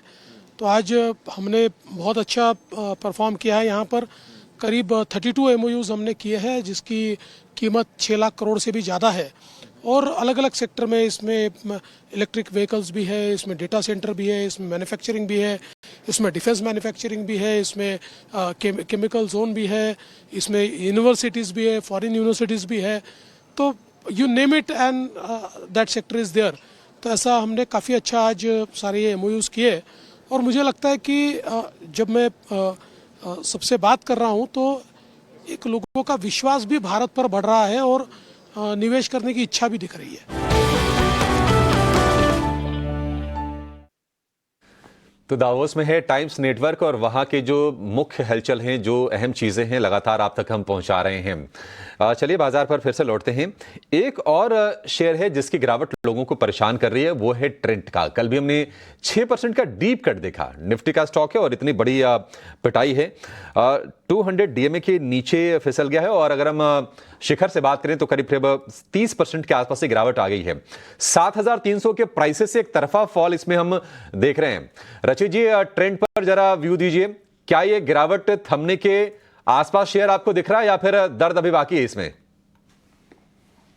सर अभी ट्रेंड में आप देखें तो एक चार्टिकल पैटर्न्स को अगर हम रिविजिट करें तो अभी थोड़ा सा करेक्शन आपको और देखने को मिल सकता है। अच्छा सॉरी, क्योंकि ये जो आपका भाव स्क्रीन पे फ्लैश हुआ था अराउंड 5100, यही एक सपोर्ट बन रहा था, तो मैं थोड़ा सा पका गया कि ये क्या लेवल्स है। बट एनी हाउ ये 5100 एक स्ट्रॉन्ग सपोर्ट है। अगर यहाँ पे स्टॉक कहीं ना कहीं आपको रुकता हुआ मिलता है तो आप यहाँ पे एक बाइंग इनिशिएट कर सकते हैं। बट जो करंट लेवल्स है अराउंड 57 5800, अभी यहाँ पे इससे थोड़ा दूर रहे, थोड़ा सा पेन बाकी है। बट रिलायंस के रिजल्ट ने जिस तरीके से एक रिटेल को होप दी है तो 5100 के आसपास आए, आप इसमें बाइंग इनिशिएट करें, अभी प्लीज दूर रहें। ठीक है, तो ये नजरिया ट्रेंड पर, जहां पर स्टॉक में काफी एक्शन कल के सत्र में दिखा था, आज प्री ओपन में हरे निशान में खुलता हुआ नजर आया। लेकिन एक सवाल सीमेंट सेक्टर पर भी लेंगे। विवेक जी, आपसे पूछना चाहूंगी, दो कंपनियों के नतीजे आए, दोनों ही कमजोर रहे, इंडिया सीमेंट और दालमिया भारत। दालमिया भारत प्री ओपन में 10% की गिरावट के साथ कारोबार कर रहा है। रियलाइजेशंस में सीक्वेंशियल बेसिस पर तो इंप्रूवमेंट दिखा है, लेकिन सालाना आधार पर सीमेंट प्राइसेस घटे, जिसका डायरेक्ट इंपैक्ट नतीजों पर दिखा है। और अनुमान से भी काफी कमजोर नतीजे रहे, कैपेसिटी यूटिलाइजेशन भी कमजोर रही। सीमेंट सेक्टर पर आपकी क्या राय होगी? हाल फिलहाल में प्राइसिंग प्रेशर दिखा है, लेकिन अब तो नतीजे भी काफी कमजोर दिखे हैं। देखिए, सबसे पहली दिक्कत थी वैल्यूएशन। और ये पूरे मार्केट में सबको मालूम था कि वैल्यूएशन बाजार का हाई चल रहा है और उसके खुद के दबाव के कारण, मतलब वैल्यूएशन के खुद के अंडर इट्स ओन प्रेशर, आज के दिन स्टॉक प्राइसेस नीचे आ रहे हैं। दूसरी दिक्कत ये हो गई कि जो सरकार का केपेक्स था वो थोड़ा सा स्लो डाउन होके रखा है। अब देखिए, कुछ भी करो आप, अगर फ्रीबीज अनाउंस कर करके अलग अलग इलेक्शंस जीते जाएंगे, और ये सारी पार्टियों के लिए वाजिब है, मतलब वाजिब इन द सेंस अप्लीकेबल है, खाली एक या दो पार्टी नहीं कर रही है, सबकी सभी यही कर रही है। तो फ्रीबीज आप अगर करोगे तो आपका केपेक्स मार खाने वाला है, और वही ऑलरेडी आपको देखने को मिल रहा है। तो केपेक्स मार अगर खाएगा तो इंफ्रास्ट्रक्चर स्पेंडिंग में भी कमी आएगी। अब बजट में पता चलेगा कि क्या ये लोग इंफ्रा के स्पेस में भी क्या ये लोग एलोकेशन करेंगे। तो उसके कारण सीमेंट स्पेस आपको डिमांड उधर कम देखने को मिलेगी। तो वैल्यूएशन है, केपेक्स है, प्राइसेस नीचे आ गई, सारी की सारी दिक्कतें आज सीमेंट के स्पेस में आपको देखने को मिल रही है। मुझे लगता है कि इन वैल्यूएशंस पे भी थोड़ा सा स्ट्रेस्ड है एज अ सेक्टर। थोड़ा बहुत और करेक्शन यहाँ पे आ सकता है क्या? पक्का आ सकता है, ये पॉसिबिलिटी है। और दालमिया भारत टाइप अगर 51 52 की पी में आज के दिन आपको अगर मिल रहा है, थोड़ा सा होमवर्क करिए, आपको इसी स्पेस में दूसरे स्टॉक्स मिल जाएंगे जो सीमेंट में ही है, वो आपको आज भी 15-20 के पी के अंदर अंदर मिल रहे हैं। तो वैसी कंपनीज आपको थोड़ा सा होमवर्क करना पड़ेगा। जो आज बाजार है, जो कॉस्टली स्टॉक्स थे वो लगातार बढ़ रहे थे, अब करेक्शन आ रहा है, लेकिन आज भी हर स्पेस में कोई ना कोई स्टॉक अवेलेबल है जो फेयर वैल्यूएशन या बिलो फेयर वैल्यूएशन पे अवेलेबल है। तो होमवर्क की जरूरत है, लेकिन दालमिया टाइप्स वगैरह ये थोड़ा सा अभी भी मैं अवॉइड करूंगा। वैल्यूएशंस अनअट्रैक्टिव थे, ये नजरिया सीमेंट सेक्टर पर कई स्टॉक्स में आज नतीजों के दम पर नेगेटिव रिएक्शन दिखा है। दालमिया भारत अब करीब 2 से 3% की गिरावट के साथ प्री ओपन में कारोबार करता हुआ। इस बीच आईडीबीआई बैंक के स्टॉक पर भी नजर डालेंगे। पिछले कुछ दिनों से खबर निकल कर आ रही है डाइवेस्टमेंट को लेकर। स्टॉक याद रखिए पिछले 5 दिनों में 13% भाग चुका है। और आज इकोनॉमिक टाइम्स की खबर है कि गवर्नमेंट और एलआईसी करीब 60% हिस्सेदारी टोटल बेचना चाहते हैं और डाइवेस्टमेंट जल्दी हो सकता है। तो ये खबर इकोनॉमिक टाइम्स की रिपोर्ट जिसके चलते स्टॉक फोकस में रहेगा। रचित जी, क्या राय होगी आपकी आईडीबीआई बैंक पर? देखिए, स्टॉक लग अट्रैक्टिव रहा है, न्यूज भी कंटिन्यूसली एक चले जा रही है, बट एक चीज हमें नहीं भूलना चाहिए कि अराउंड 13% का ये अपसाइड जो कि आप बता रहे हैं इसने रजिस्टर कर लिया है, तो करंट लेवल्स पे नहीं। हाँ, अगर ये करेक्ट करता है और आपको 78 76 लेवल पे मिलता है तो पोजीशन बनाए। करंट लेवल्स पे अगर होल्डिंग है तो मेंटेन करें, पोजीशन बनाना एडवाइजेबल नहीं होगा। पोजीशंस बनाना एडवाइजेबल नहीं है, लेकिन अगर आपके पास ऑलरेडी स्टॉक है तो बने रहने की सलाह। आईडीबीआई बैंक पर डिसइन्वेस्टमेंट की खबर के चलते स्टॉक आज फोकस में रहेगा। लेकिन 9 बज चुके हैं और 9 के नवरत्न शेयर्स जानने का समय हो चुका है। शरद अब हमारे साथ जुड़ चुके हैं। शरद, बताएं 9 के नवरत्न में आज कौन से स्टॉक्स रहेंगे? ये बिल्कुल अर्निंग स्पेसिफिक जो है आज अप्रोच ज़्यादा रहेगी, लेकिन largely weak set of earnings आई हैं। आईसीआईसीआई प्रू लाइफ की बात करें तो value of new business growth है, यहाँ पे इम्पैक्ट आया है और आगे जाते हुए भी थोड़ी मार्जिन्स में प्रेशर देखने मिल सकती है। ब्रोकरेजेस की भी डाउनग्रेड्स देखने मिली हैं। इंडिया मार्ट इंटरमेश में भी जो है कमज़ोर नतीजे आए और पहली बार कोविड के बाद ऐसा हुआ है कि जो सब्सक्राइबर्स एडिशन है वो डिक्लाइन हो गई है और ओवरऑल ब्रोकिंग हाउसेस की डाउनग्रेड्स भी देखने मिले हैं। दालमिया भारत के भी कमज़ोर नतीजे, वॉल्यूम ग्रोथ वीक आया है और एबिडा में भी मिस आई है क्योंकि ऑपरेटिंग कॉस्ट बढ़ी है और हालांकि रियलाइजेशन थोड़ी बढ़ी है, लेकिन नंबर्स जो है बहुत कमज़ोर आए हैं। टाटा टेक के भी कमज़ोर नतीजे आए हैं और इंडस्ट्री हेडविंड ज़्यादा लग रहा है, खास करके तो ऑटो सेगमेंट को लेके। तो यहाँ पे भी जो है कमज़ोर नतीजे टाटा टेक के देखने मिले हैं। पीएनबी हाउसिंग फाइनेंस एक ब्राइट स्पॉट है, अच्छे नतीजे आए हैं। स्प्रेड्स में भी इंप्रूवमेंट आई है 8 बेसिस पॉइंट्स का sequentially. Overall net interest income और पैट में भी अनुमान से बेहतर नतीजे देखने मिले हैं। आईडीबीआई पे भी नज़र रखिएगा, ईटी की रिपोर्ट आई है। सेल ऑफ जो उनकी जो पेस है वहाँ पे अब सूटर्स को डेटा मिल चुका है और ये जो सूटर्स हैं पोटेंशियल बायर जिसे कहते हैं, ये Fairfax, Emirates, Kotak Mahindra bank और ओकट्री कैपिटल है। तो अब इनके पास डेटा आ गया, अब इस डेटा से अपनी ड्यू डिलिजेंस स्टार्ट करेंगे और उसके बाद जो है आगे का प्रोसेस रहेगा कि डाइवेस्टमेंट कैसे होता है। तो ऑफकोर्स उस स्टेप के लिए जो है एक पॉजिटिव डायरेक्शन ज़रूर है। एएमसी स्टॉक्स और प्रूडेंट कोऑप खास करके इन पे नज़र रखिएगा। इससे भी ने एडवांस स्टेजेस में जहाँ पे एक सर्कुलर रिलीज़ कर सकते हैं, जहाँ पे ये फंड्स जो हैं आपके एसआईपी प्लान्स 500 रुपये के नीचे ला सकते हैं। ये मिनिमम मंथली एसआईपी इन्वेस्टमेंट्स था, उनकी हम बात कर रहे हैं। एएमसी स्टॉक्स के लिए लार्जली सेंटिमेंटली पॉजिटिव है, लेकिन 2 या 3 साल के बेसिस पे देखें तो यहाँ पे यील्ड प्रेशर आ सकता है। और डिस्ट्रीब्यूटर्स की बात करें जिस तरह प्रूडेंट कॉप है तो उनके लिए पॉजिटिव न्यूज़ फ्लो है। मॉर्गन स्टैनली रिलायंस पे रिपोर्ट निकाला है मेंटेन ने ओवरवेट का, हालांकि लक्ष्य को घटा दिया 1662 से 1606 रुपीज़ कर दिया है। यहाँ पे उन्होंने कहा है कि रिलायंस ट्रांजिशन कर रही है एक नई एनर्जी कंपनी में जहाँ पे वो एआई को पावर करेगी।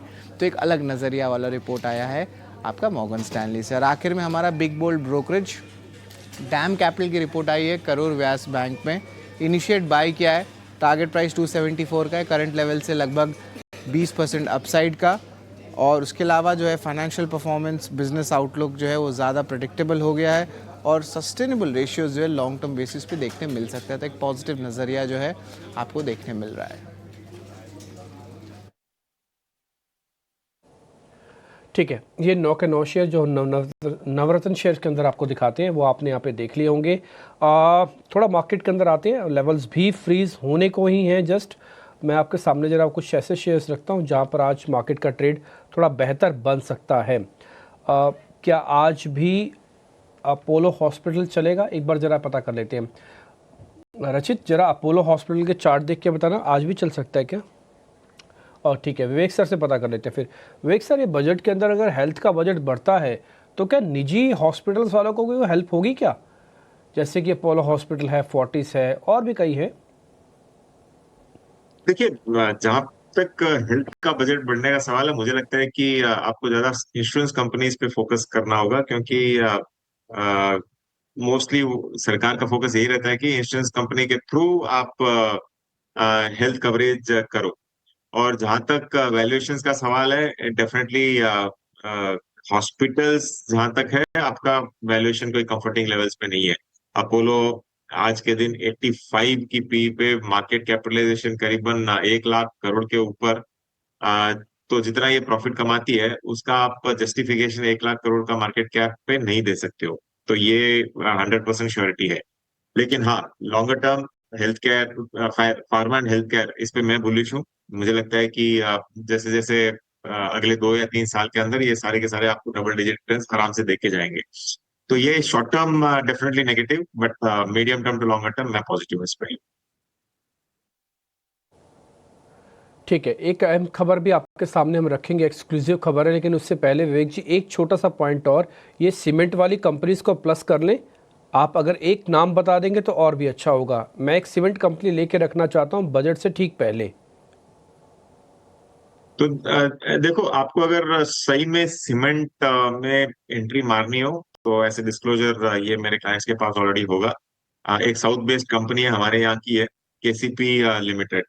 आप उसको देखिए और फिर उसका वैल्यूएशन कंपेयर करिए कोई भी दूसरी सीमेंट कंपनी से। आपको छोटी कंपनी है केसीपी, लेकिन अगर वैल्यूएशन कंपेयर करोगे तो दिखेगा कि बहुत ही अट्रैक्टिव वैल्यूएशन पे आज के दिन भी आपको अवेलेबल है। इसके लिए इतना स्टॉक टूटा नहीं है। आप अगर इसका चार्ट भी अगर लगा के देखो तो दिखेगा कि ऊपर के स्तरों से जितने दूसरे कंपनीज टूटी है, ये टूटा नहीं है, क्योंकि इसका वैल्यूएशन बहुत बहुत कंफर्टिंग लेवल्स पे है। तो सीमेंट में अगर प्ले करना हो तो बहुत ही छोटी कंपनी है, केसीपी मेरी फेवरेट रहेगी। फेवरेट है विवेक जी की। जितना गिफ्ट निफ्टी दिखा रहा था बाजार, उतनी ही तेजी पर शुरुआत करने के संकेत दे रहा है। 23,100 के आसपास निफ्टी के लेवल सेटल हुए हैं, करीब 75 अंकों पर। और निफ्टी बैंक की बात करें, कल की भारी गिरावट के बाद 125 अंकों की मजबूती पर खुलने के संकेत दे रहा है। और एक शेयर जिसके बारे में विवेक जी लगातार लोग पूछ रहे हैं, जानना चाहते हैं, और आपके भी रडार पर निश्चित तौर पर होगा, वो है टाटा मोटर्स। आपके बाई जोन में कब आएगा शेयर ये टाटा मोटर्स? देखिए, मुझे लगता है कि आप बाई कर सकते हो इस रेंज में भी, क्योंकि काफी वैल्यूएशन करेक्शन आ चुका है स्टॉक में, और कंपनी बहुत ही फोकस्ड है कि आगे चल के टोटली डेट फ्री होना है कंपनी को। जो नए नए प्रोडक्ट्स आ रहे हैं, एक साइड में मारुति आपको थोड़ा सा मार्केट शेयर लूज करती हुई दिख रही है, लेकिन टाटा मोटर्स आपको काफी स्टेबल लग रहा है मुझे। तो ये 750 रेंज इज फेयर इनफ। मैं बहुत ज्यादा यहाँ से नीचे जाएगा करके मैं नहीं सोचता हूँ। यहाँ से आपको बाउंस बैक अच्छा खासा मिल सकता है, तो ये रेंज भी ओके है मेरे लिए। ओके रेंज है। लेकिन बजट को लेकर एक एक्सक्लूसिव खबर आपके लिए लेकर आते हैं। बजट में पावर इलेक्ट्रॉनिक्स के लिए इंसेंटिव का ऐलान हो सकता है, और इसके लिए एमएसएमईज के लिए इंटरेस्ट इक्वलाइजेशन स्कीम भी फिर से लॉन्च हो सकती है। इस खबर पर और ज्यादा जानकारी लेते हैं, हमारे सहयोगी प्रकाश प्रियदर्शी हमारे साथ जुड़ गए हैं। प्रकाश, गुड मॉर्निंग। बताइए क्या खबर आ रही है आपके पास? देखिए, आगामी बजट में एमएसएमई सेक्टर से संबंधित कुछ अहम ऐलान किए जा सकते हैं। सूत्र हमें बता रहे हैं कि सरकार पावर इलेक्ट्रॉनिक्स की मैन्युफैक्चरिंग के लिए फाइनेंशियल सपोर्ट की घोषणा कर सकती है। सूत्र हमें बता रहे हैं कि इससे संबंधित कुछ प्रस्ताव जो है वित्त मंत्रालय को भेजे गए हैं, जिसमें इस बात की मांग की गई है कि पावर इलेक्ट्रॉनिक्स की मैन्युफैक्चरिंग के लिए पीएलआई की तर्ज पर फाइनेंशियल सपोर्ट दी जाए। अभी इसके लिए इंपोर्ट के ऊपर निर्भरता है, और ओवरऑल अगर आप मैन्युफैक्चरिंग कॉस्ट देखें, उसमें पावर इलेक्ट्रॉनिक्स की जो हिस्सेदारी है करीब करीब 20 से 22% है। इस बात को ध्यान में रखते हुए इस बात की सिफारिश की गई है कि मौजूदा पीएलआई स्कीम के तर्ज पर पावर इलेक्ट्रॉनिक्स की मैन्युफैक्चरिंग के लिए भी फाइनेंशियल सपोर्ट दिया जाए। अब सरकार या तो नई स्कीम की घोषणा कर सकती है, या मौजूदा पीएलआई स्कीम के तहत ही पावर इलेक्ट्रॉनिक्स को भी ऐड किया जा सकता है। साथ ही साथ 5 साल के लिए फाइनेंशियल इंसेंटिव्स देने की घोषणा की जा सकती है, ताकि आने वाले दिनों में इंपोर्ट डिपेंडेंसी कम की जा सके। काफ़ी इंपॉर्टेंट डेवलपमेंट है। इसके अलावा खासकर एमएसएमई एक्सपोर्टर की बात करें, उनके लिए जो इंटरेस्ट इक्वलाइजेशन स्कीम, जो कि 31 दिसंबर 2024 को इस स्कीम की अवधि समाप्त हो गई है, इसकी म्याद खत्म हो गई है, उस स्कीम को फिर से लॉन्च किया जा सकता है। कॉमर्स मिनिस्ट्री ने इससे संबंधित प्रस्ताव फाइनेंस मिनिस्ट्री को भेजा है, और इस बात की मांग की है कि जो मौजूदा हालात हैं उसको देखते हुए इस स्कीम को फिर से रीलॉन्च करने की ज़रूरत है, कुछ अतिरिक्त बेनिफिट्स के साथ। इस बात की भी सिफारिश की गई है कि जो एलिजिबिलिटी क्राइटेरिया है उसको भी रिलैक्स किया जाए ताकि जो स्मॉल एमएसएमई एक्सपोर्टर्स हैं उनको इसका ज़्यादा फायदा हो। इस स्कीम के तहत जो फाइनेंशियल सपोर्ट है वो 50 लाख रुपए तक फिक्स किया गया था और ये काफ़ी इंपॉर्टेंट है इस बात को ध्यान में रखते हुए कि जो मौजूदा वैश्विक चुनौतियां हैं उसमें एक्सपोर्टर्स को कैसे मदद की जाए, खासकर एमएसएमई एक्सपोर्टर्स की। इस बात को ध्यान में रखते हुए इस स्कीम को ये स्कीम काफ़ी इंपॉर्टेंट साबित हो सकता है और सरकार इसको विचार कर रही है और इसको रीलॉन्च किया जा सकता है कुछ एडिशनल बेनिफिट्स के साथ। तो ये पावर इलेक्ट्रॉनिक्स को लेकर और एमएसएमई के डिविजन्स को लेकर जो कुछ एक खबरें थी, एक्सक्लूसिव खबरें थी, वो हमने आपके सामने रखी हैं। इसको हम आगे चर्चा करेंगे इसके स्टॉक्स के रिगार्डिंग। अभी तो बाजार खुल रहा है, 74 पॉइंट आज ऊपर फ्रीज हुआ है। अच्छी बात है कि 23,000 को बचाया हुआ है, अभी भी 100 पॉइंट है निफ्टी के पास उस 23,000 के लेवल को ब्रेक करने के लिए। मैं तो चाहता हूँ कि थोड़ा ऊपर आ जाए और बेहतर तरीके से ऊपर आए। निफ्टी बैंक करीब 118 पॉइंट ऊपर खुल रहा है, 48,500 का अहम सपोर्ट एरिया है और अभी खुलेगा 690 के आसपास। ये अगर थोड़ा और एक्सटेंड करते हैं तो फिर खतरा टल भी सकता है आज के लिए और ये एक सपोर्ट वाले काम करेंगे जो मैंने दोनों लेवल्स आपको बताया।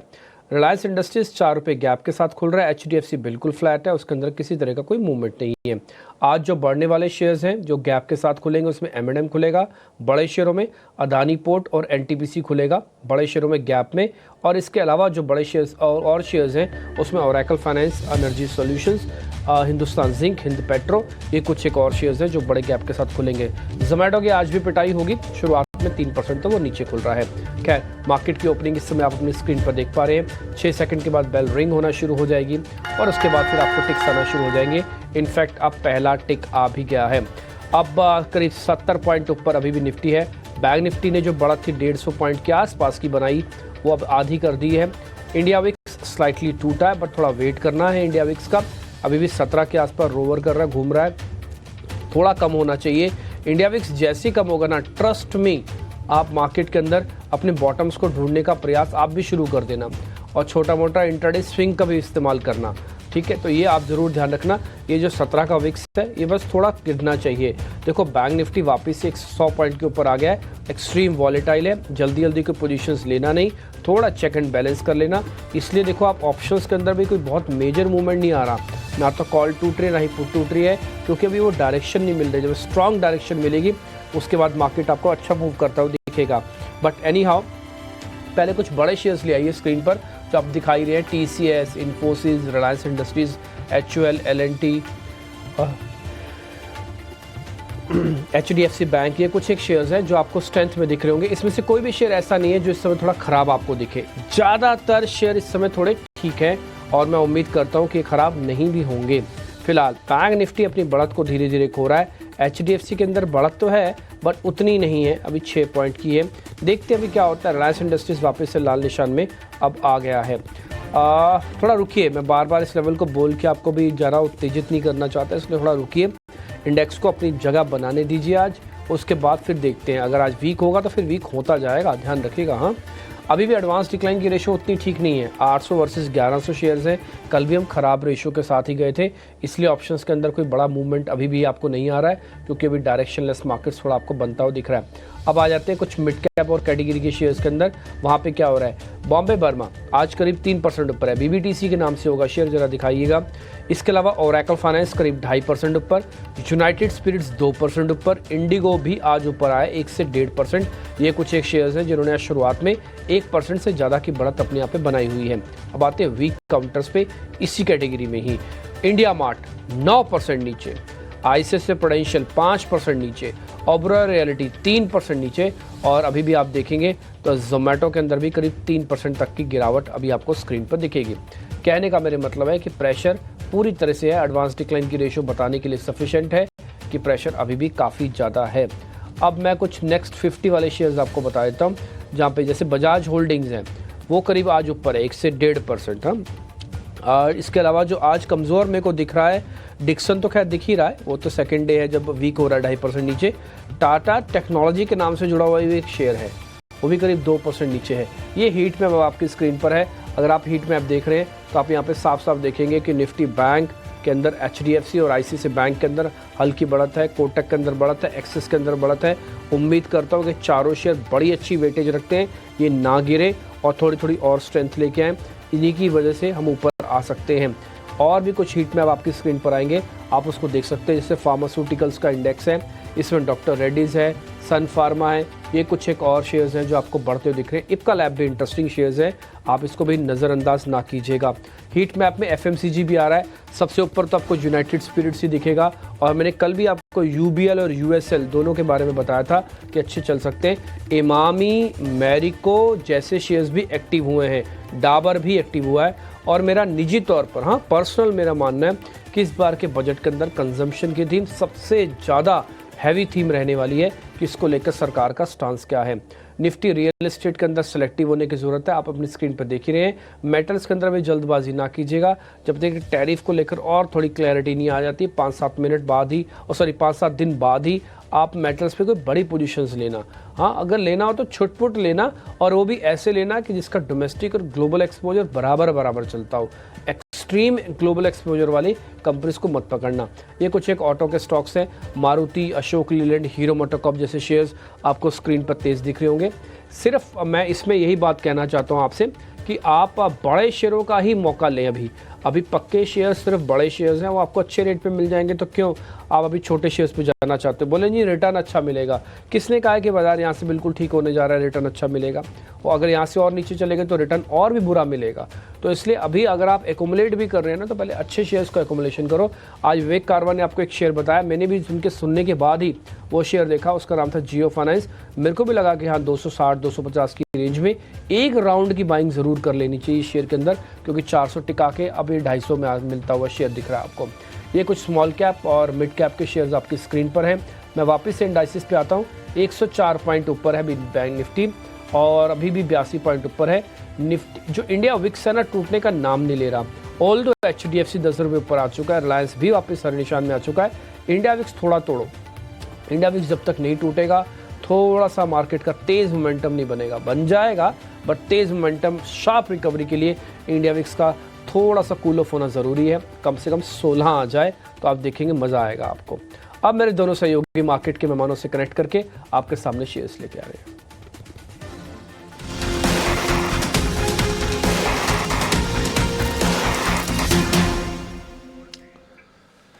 तो बाजार ने आज शुरुआत तो ठीक की है, स्पेशली निफ्टी की बात करें करीब 100 अंक ऊपर है और 23,100 के आंकड़े को पार करके कारोबार कर रहा है। निफ्टी बैंक से उतना सपोर्ट नहीं है, थोड़ा सपोर्ट अगर होता तो आज थोड़ा माहौल अच्छा दिखता। लेकिन एक चीज साफ है, बाजार में अभी भी जो कॉशियस अप्रोच है वो बरकरार है। वो कैसे समझ में आता है, आप वो देखिए कि टिल्ट किधर है। आज फार्मा, IT, कंजम्पशन, यही शेयर आपको निफ्टी में लीड लेते हुए दिखेंगे। सन फार्मा 1.5% के गेंस के साथ सबसे ऊपर है, उसके नीचे नीचे इन्फोसिस और विप्रो, TCS हैं। ये तीनों IT दिग्गज हैं। तो इनके चलते ही आपको बाजार में तेजी दिखेगी। ऐसा है नहीं कि पूरा ब्रॉडर मार्केट अच्छा है, ये बिल्कुल नहीं है। आप एडवांस डिक्लाइन रेशियो देखिए, 1550 शेयर कमजोर हैं और 600 शेयर मजबूती के साथ कारोबार कर रहे हैं। यानी कि हर एक बढ़ने वाले शेयर के मुकाबले 2 से 3 गिरने वाले शेयर बाजार में इस वक्त हैं। लेकिन जहां पर तेजी है उन पर जरा फोकस करते हैं और अपने एक्सपर्ट्स ये समझते हैं कि आज ओपनिंग ट्रेड में आपके लिए मौके कहां पर बन रहे हैं। ध्वनि हमारे साथ हैं। ध्वनि, बहुत शुक्रिया आपका समय देने के लिए, स्वागत है।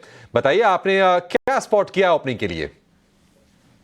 Good morning Abhishek ji. यहाँ पे मेरी तरफ से 2 पिक्स रहेगी। एक पिक तो हम यहाँ पर बजट जो यहाँ पे इवेंट है उसको मद्देनजर रखते हुए एक पिक यहाँ पे सबसे पहले बनता है, वो है नवीन फ्लोरिन के अंदर। नवीन फ्लोरिन का चार्ट स्ट्रक्चर यहाँ पे पॉजिटिव साइड का है। बजट को लगते हुए यहाँ पे केमिकल स्पेस में डेफिनेटली एक पॉजिटिव नोट बनना हुआ रह सकता है। यहाँ पे इसको आप बाय ऑन डिप्स की रणनीति के साथ ट्रेड करें। कोई भी डिप आपको मिलता है 3660 के लेवल्स तक, वहां तक आप इसको इसके अंदर बाय एंड डिप्स कर सकते हैं।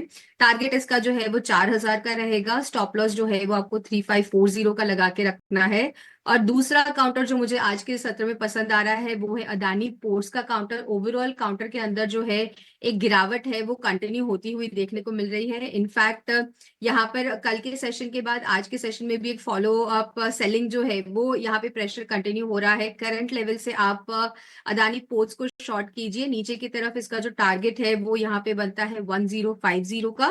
स्टॉप लॉस के तौर पे आपको जो लेवल खास करके ऊपर की तरफ ध्यान में रखना है वो रहेगा 1120, 100, 120। ठीक है, 1120 ये स्टॉप लॉस होगा और 1050 का आपके लिए टारगेट बनेगा। अडानी पोर्ट्स में शॉर्ट करने की रिकमेंडेशन है और नवीन फ्लोरिन को बाय करना है। इसके लिए टारगेट है 4000 रुपए का, 3540 रुपए का स्टॉप लॉस लगा के आपको चलना है। आदित्य अग्रवाल भी हमारे साथ जुड़ गए हैं। आदित्य, बहुत शुक्रिया आपका, गुड मॉर्निंग। बताइए आपने क्या स्पॉट किया अपने ट्रेड के लिए? गुड मॉर्निंग अभिषेक, शो पे बुलाने के लिए बहुत शुक्रिया। मुझे लग रहा है कहीं ना कहीं कंजम्पशन में थोड़ा बहुत बाइंग इमर्ज होकर आ रहा है, तो मैं उसके साथ ही जाना चाहूंगा। कोलगेट पामोलिव मुझे अच्छा लग रहा है। मुझे लग रहा है कि ये बजट के लिहाज से भी एक अच्छा विकल्प हो सकता है। एफएमसीजी काउंटर्स में एक अच्छी खरीदारी आ सकती है अगर more hands in the hands of people, अगर more cash in the hands of the people आता है, तो मे बी ये एक ऐसा स्पेस रहेगा जो काफी अच्छा लग रहा है मुझे। तो करंट लेवल्स पे खरीदारी की सलाह है। कोलगेट पामोलिव में इमीडिएट टारगेट यहाँ पे निकल के आता है 2900 का। अगर होल्ड करेंगे बजट तक तो मुझे लग रहा है एक बार ये 3070 के लेवल्स भी दिखा सकता है। नीचे में 2700 का बहुत अच्छा सपोर्ट है, तो 2700 के स्टॉप लॉस के साथ स्टॉक में फ्रेश बाइंग करना चाहिए। टारगेट 2900 से 3070 का रहेगा। दूसरा, एक बैंकिंग खेमा बहुत ही वीक लग रहा है अभिषेक। मुझे लग रहा है कि यहाँ पे सेलिंग प्रेशर शायद और गहरा सकता है, तो आईसीआईसीआई बैंक मुझे लग रहा है और वीक है यहाँ पे। उसमें शॉर्टिंग अपॉर्चुनिटीज है, तो करंट लेवल्स पे शॉर्ट कर सकते हैं। नीचे की तरफ टारगेट यहाँ पे 1150 का आएगा, ऊपर स्टॉप लॉस हमको लगाना है 1210। ठीक है, 1150 के टारगेट, 1210 का स्टॉप लॉस आपके लिए। आईसीआईसीआई बैंक को शॉर्ट करने की सलाह। आईसीआईसीआई बैंक में कल हमने काफी तेज गिरावट देखी थी। इनफैक्ट निफ्टी बैंक पर जो दबाव बनाने वाले जो दो शेयर थे वो आईसीआईसीआई बैंक और एसबीआई के ही थे, जो पॉइंट वाइज सबसे ज्यादा कंट्रीब्यूट कर रहे थे। तो आज की तेजी पर आपको ट्रस्ट नहीं करना है, अभी भी स्ट्रक्चर वीक है और नीचे जा सकता है ये शेयर। 1150 रुपए के टारगेट और कोलगेट को बाय करने के रिकमेंडेशन 3000 रुपए के ऊपर के टारगेट्स हैं आदित्य की तरफ से। 2900 पहला पड़ा होगा, 2700 रुपए का आपको स्टॉप लॉस लगा के चलना है। ध्वनि, एक शेयर आप जरा चेक कीजिए, वो है इंटरग्लोब एविएशन का। पिछले अगर हम 5-6 सत्र की बात करें तो 4000 रुपए के स्तर को काफी अच्छे से रेस्पेक्ट किया है। आज हम शुरुआत ठीक ठाक देख रहे हैं, 1% ऊपर फिलहाल ये शेयर है। इंटरग्लोब क्या यहां से चलने के लिए तैयार दिख रहा है आपको? डेफिनेटली अभिषेक जी, यहाँ पर इसने 4000 के लेवल को रिस्पेक्ट करा है, बट अगर हम डेली स्ट्रक्चर पे देखें तो यहाँ पे बहुत ही इंपॉर्टेंट डीएमए जो आपकी 200 की डीएमए है उसके नीचे फिलहाल के लिए स्टॉक ट्रेड कर रहा है। और इनफैक्ट जो एक गैप डाउन के साथ इसने ओपन करा था यहाँ पे 13 जनवरी को, उस गैप को हमने फिल नहीं करा। वो गैप एक रेजिस्टेंस की तरह काम कर रहा है। तो मल्टीपल लेवल ऑफ रेजिस्टेंसेस भी है जो ऑन द हायर साइड 4150 के लेवल्स के पास देखने को मिल रहे हैं। तो ये लेवल क्रॉस करने के बाद इसके अंदर कोई भी एक बुलिश साइड का ट्रेड बनाया जा सकता है। हालांकि सपोर्ट लेवल जो है वो डेफिनेटली स्टॉक ने 3950 के पास कायम करा है। तो हाल फिलहाल के लिए इसको वेट एंड वॉच करें। On either of the side range breakout करती है यहाँ पे, तो वहां पे ट्रेड बना सकता है। ठीक है, इंटरग्लोब को लेकर ये व्यू 4050 रुपए के आसपास के भाव है। इसी भाव के आसपास का एक शेयर आईटी वाला है और वो है टीसीएस का। शुरुआत आज अच्छी हुई है। हमने देखा था कि इन्फोसिस के नतीजों के बाद थोड़ी सी निराशा बढ़ी थी। आज आईटी में हम बाइंग देख रहे हैं, डिफेंसिव्स की तरफ टिल्ट है। एक व्यू जरा आपसे आदित्य चाहिए टीसीएस के शेयर पर, और ये भी बता दीजिए टीसीएस अगर अच्छा नहीं लग रहा है तो आईटी में आपको क्या पसंद आ रहा है अभी? अभिषेक, की ऐसी बात नहीं। मुझे लग रहा है कि आईटी में जो ये वीकनेस हमें देखने मिल रहा है ये एक मौका है लॉन्ग लेने का, और मैं पोजिशनल ट्रेड लेने के लिए सलाह दूंगा। मैं इसमें ट्रेडिंग करने की सलाह नहीं दूंगा। और टीसीएस डेफिनेटली मुझे लग रहा है एक वैसा स्टॉक है जिसमें एक पोजीशन बनाना चाहिए, पोर्टफोलियो में ऐड करना चाहिए। करंट लेवल्स पे डेफिनेटली मुझे लग रहा है इसको ऐड करना चाहिए। नीचे सपोर्ट्स बहुत ही अच्छे 4000 के आसपास अच्छे सपोर्ट्स है, तो रिस्क टू रिवॉर्ड के लिहाज से भी मुझे फेवरेबल लग रहा है। 4000 के स्टॉक लॉस के साथ इसमें डेफिनेटली एक लॉन्ग ट्रेड लेना चाहिए। पहला टारगेट 4200 का आएगा, दूसरा टारगेट 4350 का आएगा। तो 4200 4350 के टारगेट्स के लिए 4000 का स्टॉप लॉस लगा के डेफिनेटली एक लॉन्ग ट्रेड लेना चाहिए टीसीएस में। टीसीएस को लेकर ये व्यू। टाटा ग्रुप की एक और कंपनी, उस पर ध्वनि जी आपसे व्यू चाहिए, और वो है टाटा कंज्यूमर का। 3-4 सत्र की हमने लगातार तेजी दिखी, आज भी शुरुआत ठीक ठाक ही की थी, ऊपरी स्तरों से थोड़ा नीचे आता हुआ दिख रहा है। लेकिन टाटा कंज्यूमर क्या मौका हो सकता है इसमें? Definitely Abhishek ji, breakout level के पास ट्रेड कर रहा है। डेली स्ट्रक्चर पे यहाँ पे नीचे एक राउंडिंग फॉर्मेशन बनी है, उसके बाद इनफैक्ट आप देखें ध्यान से तो एक कप एंड हैंडल की फॉर्मेशन यहाँ पे बनती हुई देखने को मिल रही है। जैसे ही 980 का लेवल ऊपर की तरफ क्रॉस करता है तो फॉर्मेशन का ब्रेकआउट यहाँ पे देखने को मिल सकता है, तो करंट लेवल से भी आप इसको लॉन्ग करके चल सकते हैं। और सेफ ट्रेडर जो है वो यहाँ पे मार्केट की वोलेटिलिटी को ध्यान में रखते हुए 980 के लेवल्स के ऊपर इसके अंदर पोजीशन बनाए। स्टॉप लॉस जो नीचे की तरफ इसमें मेंटेन करके रखना रहेगा वो रहेगा 950 का। और इसका जो ओवरऑल आपको गेन देखने को मिल सकता है, तो यहाँ पे जो डेप्थ ऑफ द कप है वो ऑलमोस्ट आपको 100 पॉइंट का यहाँ पे आप मूव जो कंसिडर करें तो ऊपर की तरफ में टारगेट है, आप पोजिशनली इसके अंदर 1050 तक के टारगेट एक्सपेक्ट कर सकते हैं।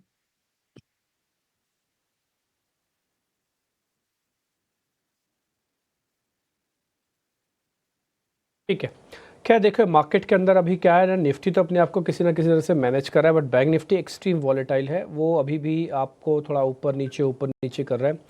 एक मैं लेवल्स आपके सामने शेयर करना चाहता हूँ 48,500 का, जैसे मैंने सुबह भी आपको बताया था ये बचना चाहिए। एक और लेवल भी मैं शेयर कर देता हूँ, जस्ट अ मिनट, वो लेवल भी आपको आज के लिए याद रखना है, वो पैनिक बॉटम जैसा है 48,343 का। आप 430 पकड़ के चलो या 400 भी पकड़ के चल सकते हो। तो आज के लिए आप 500 भूल जाओ, 48,400 है ये आज के लिए एक बहुत ही पैनिक और बहुत ही इंपॉर्टेंट लेवल्स है। बैंक निफ्टी का बता रहा हूँ, वही रखो आप स्क्रीन पर 48,400, ये बहुत इंपॉर्टेंट लेवल है। आज अगर ये नहीं टूटा, निफ्टी की भी प्रॉब्लम नहीं है, निफ्टी तो आ जाएगा ऊपर, बैंक निफ्टी की प्रॉब्लम है, वो थोड़ा सा अभी भी ऊपर नीचे रोवर अराउंड कर रहा है। देखते हैं क्या करता है आगे चल के। इंडिया विक्स अभी भी कूल ऑफ होने का नाम नहीं ले रहा, 17 के ऊपर अभी भी बरकरार है। काफ़ी लोग कहते हैं कि बजट तक तो 19 तक 20 तक का पहुंच जाएगा। अरे भाई, बजट से पहले इतना मार्केट गिर रखा है, उसके बाद आप वॉलिटिलिटी और फियर दोनों चाहते हो। इंडिया विक्स तो इसी का ही सूचक है ना। इंडिया विक्स किस चीज़ का कारक है? दो चीज़ों का है ना, पहला फियर का, दूसरा वॉलिटिलिटी का। तो वॉलिटिलिटी और फियर दोनों ही एक्सट्रीम है इस समय मार्केट के अंदर। ग्लोबल वॉलिटिलिटी हमको मिल रही है और प्लस फियर तो खैर है ही, इससे ज़्यादा फियर क्या लाओगे, जान ही लोगे क्या मार्केट में। तो इसलिए थोड़ा विक्स को मेरे को लग रहा है कि कूल ऑफ रहे तो ज़्यादा अच्छा है, और ये ना बढ़े और ज़्यादा अच्छा है। ठीक है, तो ये एक पॉइंट टू बी नोटेड होगा, बट देखते हैं अभी का क्या चलता है आगे। और मेरे को आज वैसा कुछ इंटरेस्टिंग दिख नहीं रहा, क्योंकि कंजम्पशन के अंदर है, अच्छा साइन है कि कंजम्पशन के अंदर कुछ प्ले मिल रहा है। देखते हैं, कुछ लॉन्ग शेयर्स हैं, मैं ज़रा शीट से वो फायर कर देता हूँ आपको, आप ज़रा देखते जाइएगा, नोटिस करते जाइएगा। मैंने उन सभी शेयर्स को एक बार आपके लिए लेके आ रहा हूँ मैं। आदित्य होंगे हमारे साथ। आदित्य, ज़रा 3-4 शेयर बैक टू बैक पूछता हूँ आपसे। यूनाइटेड स्पिरिट्स, मैंने कल परसों इसके बारे में जिक्र किया था, और चलेगा ना? देख लेते हैं अभिषेक। हाँ, थोड़ा बहुत एक अपमूव है इसमें डिम्पी जी। मुझे लग रहा है कि एक 1550 का एक पड़ा हुआ है यहाँ पे, जो कि अपना 200 डीएमए के 20 डीएमए के आसपास आता है। तो मुझे लग रहा है वहां तक का एक अपमूव इसमें डेफिनेटली है। और ऊपर से थोड़ी प्रॉफिट बुकिंग आई है, तो कहीं ना कहीं मुझे लग रहा है कि एक अपमूव यहाँ पे एक फ्रेश ट्रेड ले सकते हैं। नीचे स्टॉप लॉस यहाँ पे 1420 का लगाना है और 1550 के लक्ष्य के लिए खरीदारी करनी है। 1550 का टारगेट, 1420 का स्टॉप लॉस। शेयर्स के अंदर कोई बहुत ज़्यादा दम नहीं दिख रहा मेरे को आज, मैं आपको फ्रैंकली स्पीकिंग बता रहा हूँ। मेरे को ऐसा कुछ नहीं है बोलने में, कोई शर्म नहीं है किसी तरह की। मार्केट ऊपर आ रहा है, बट अभी भी फ्यूचर्स के अंदर जिस तरह की लॉन्ग पोजीशंस रिक्वायर्ड है, आई रिपीट माई सेल्फ, जिस तरह की लॉन्ग पोजीशंस फ्यूचर्स के अंदर रिक्वायर्ड है, वो शेयर्स के अंदर अभी थोड़ी एब्सेंट है। इसलिए अभी भी आप जो छोटा मोटा पुल बैक देखें भी, उसको पूरी तरह से ट्रस्ट ना करना, क्योंकि 17 का विक्स भी नीचे नहीं जा रहा है अभी, है ना। बट मैं चाहता हूँ, मैं पर्सनली भी चाहता हूँ कि बाज़ार थोड़ा सा ऊपर आए, नहीं तो एक तरफा मार्केट है ये, और इसमें कोई नहीं बच रहा। जिसने पहले खरीदा, जिसने बाद में खरीदा, सब कचरे जा रहे हैं, और इससे पूरा मनोबल टूट रहा है। धोनी, जरा 2 शेयर और चेक करना आप। एक तो चेक करो आप विप्रो, क्या ये थोड़ा मूवमेंट दिखा सकता है? पोस्ट रिजल्ट तब से गिरा ही नहीं है, कल भी ऊपर था, परसों भी ऊपर था, आज भी ऊपर है। जी बिल्कुल डिम्पी जी, यहाँ पे विप्रो के काउंटर में डेफिनेटली एक बाइंग एक्शन देखने को मिल रहा है, but on the higher side sustainability जो इसके अंदर बनती है वो 305 के लेवल्स क्रॉस करने के बाद यहाँ पे देखने को मिलेगी। अगर डेली स्ट्रक्चर पे देखें तो इनसाइड बार कैंडल्स इसके अंदर बनती हुई देखने को मिल रही है, और रेंज जो इसका बनता है तो नीचे की तरफ में 297, ऊपर की तरफ 305 का लेवल है। ये क्रॉस करने के बाद विप्रो के अंदर डायरेक्शनल मूव आपको देखने को मिलेगा। हालांकि यहाँ पे मोमेंटम जो है वो हमें देखने को मिल रहा है ऑन द बुलिश साइड, तो इसको 305 के लेवल को ऊपर क्रॉस करने दीजिए, और उसके बाद इसके अंदर जो है वो ट्रेड बनाइए, तो 315 के लेवल तक का अपसाइड बना रहेगा।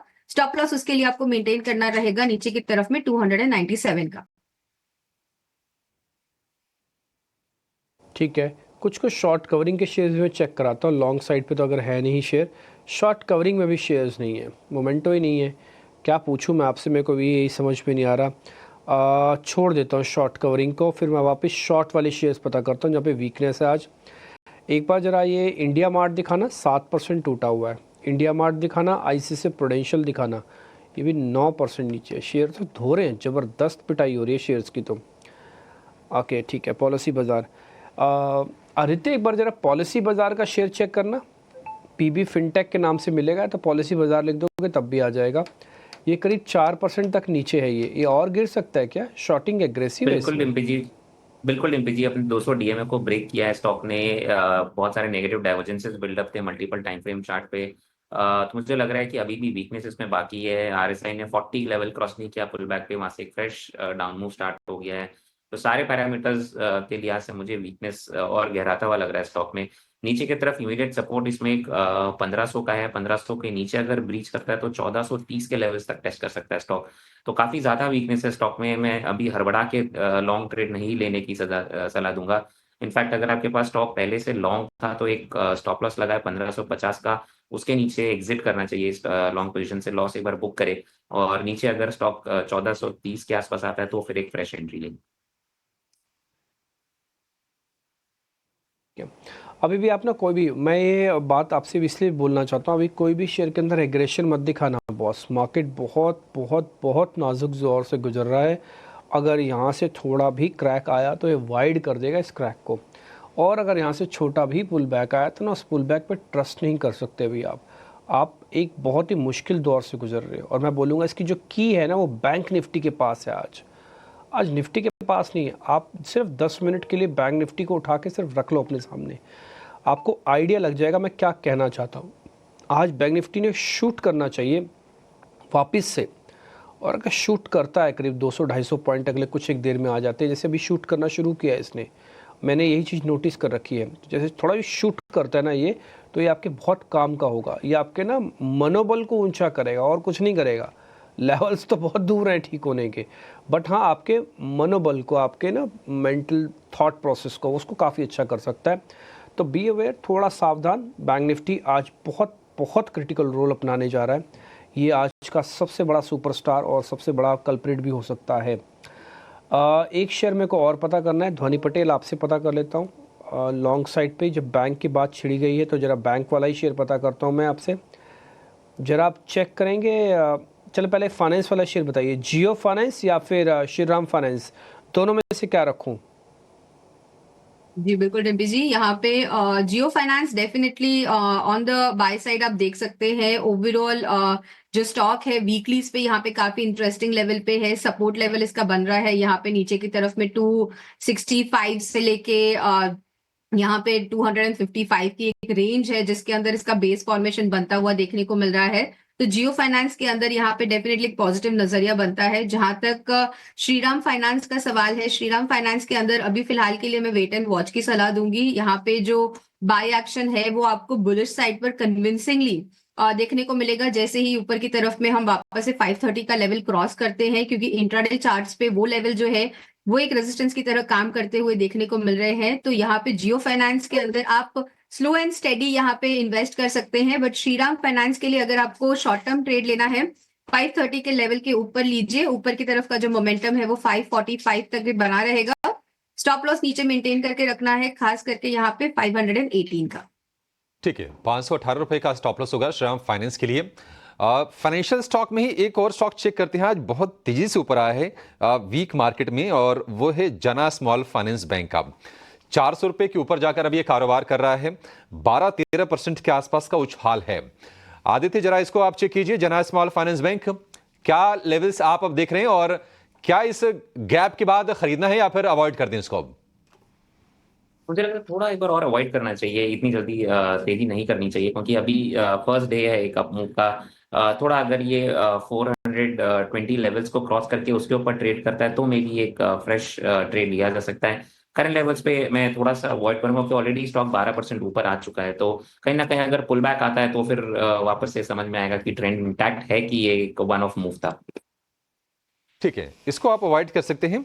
अच्छा, आज हम देख रहे हैं कि ओबरॉय रियल्टी फिर से टूट रहा है, 5% के आसपास की गिरावट है, और जो सुबह हम बाजार खुलने से पहले चर्चा कर रहे थे ना कि बाजार अब ना बहाने खोज रहा है, नतीजों में भी जो अच्छी चीजें हैं उसको पूरी तरह से अवॉइड कर रहा है, एक कोई वीक पॉइंट हो रहा है उसको पकड़ के उसको पनिश करता हुआ दिखाई दे रहा है। ओबरॉय रियल्टी के नतीजों में कुछ भी खराब नहीं दिख रहा था, प्रॉफिट के, रेवेन्यू के, प्री सेल्स के आंकड़े, इनफैक्ट डिविडेंड कंपनी दिया है, फंड रेज करने जा रही है, पॉजिटिव ट्रिगर्स ढेर सारे हैं।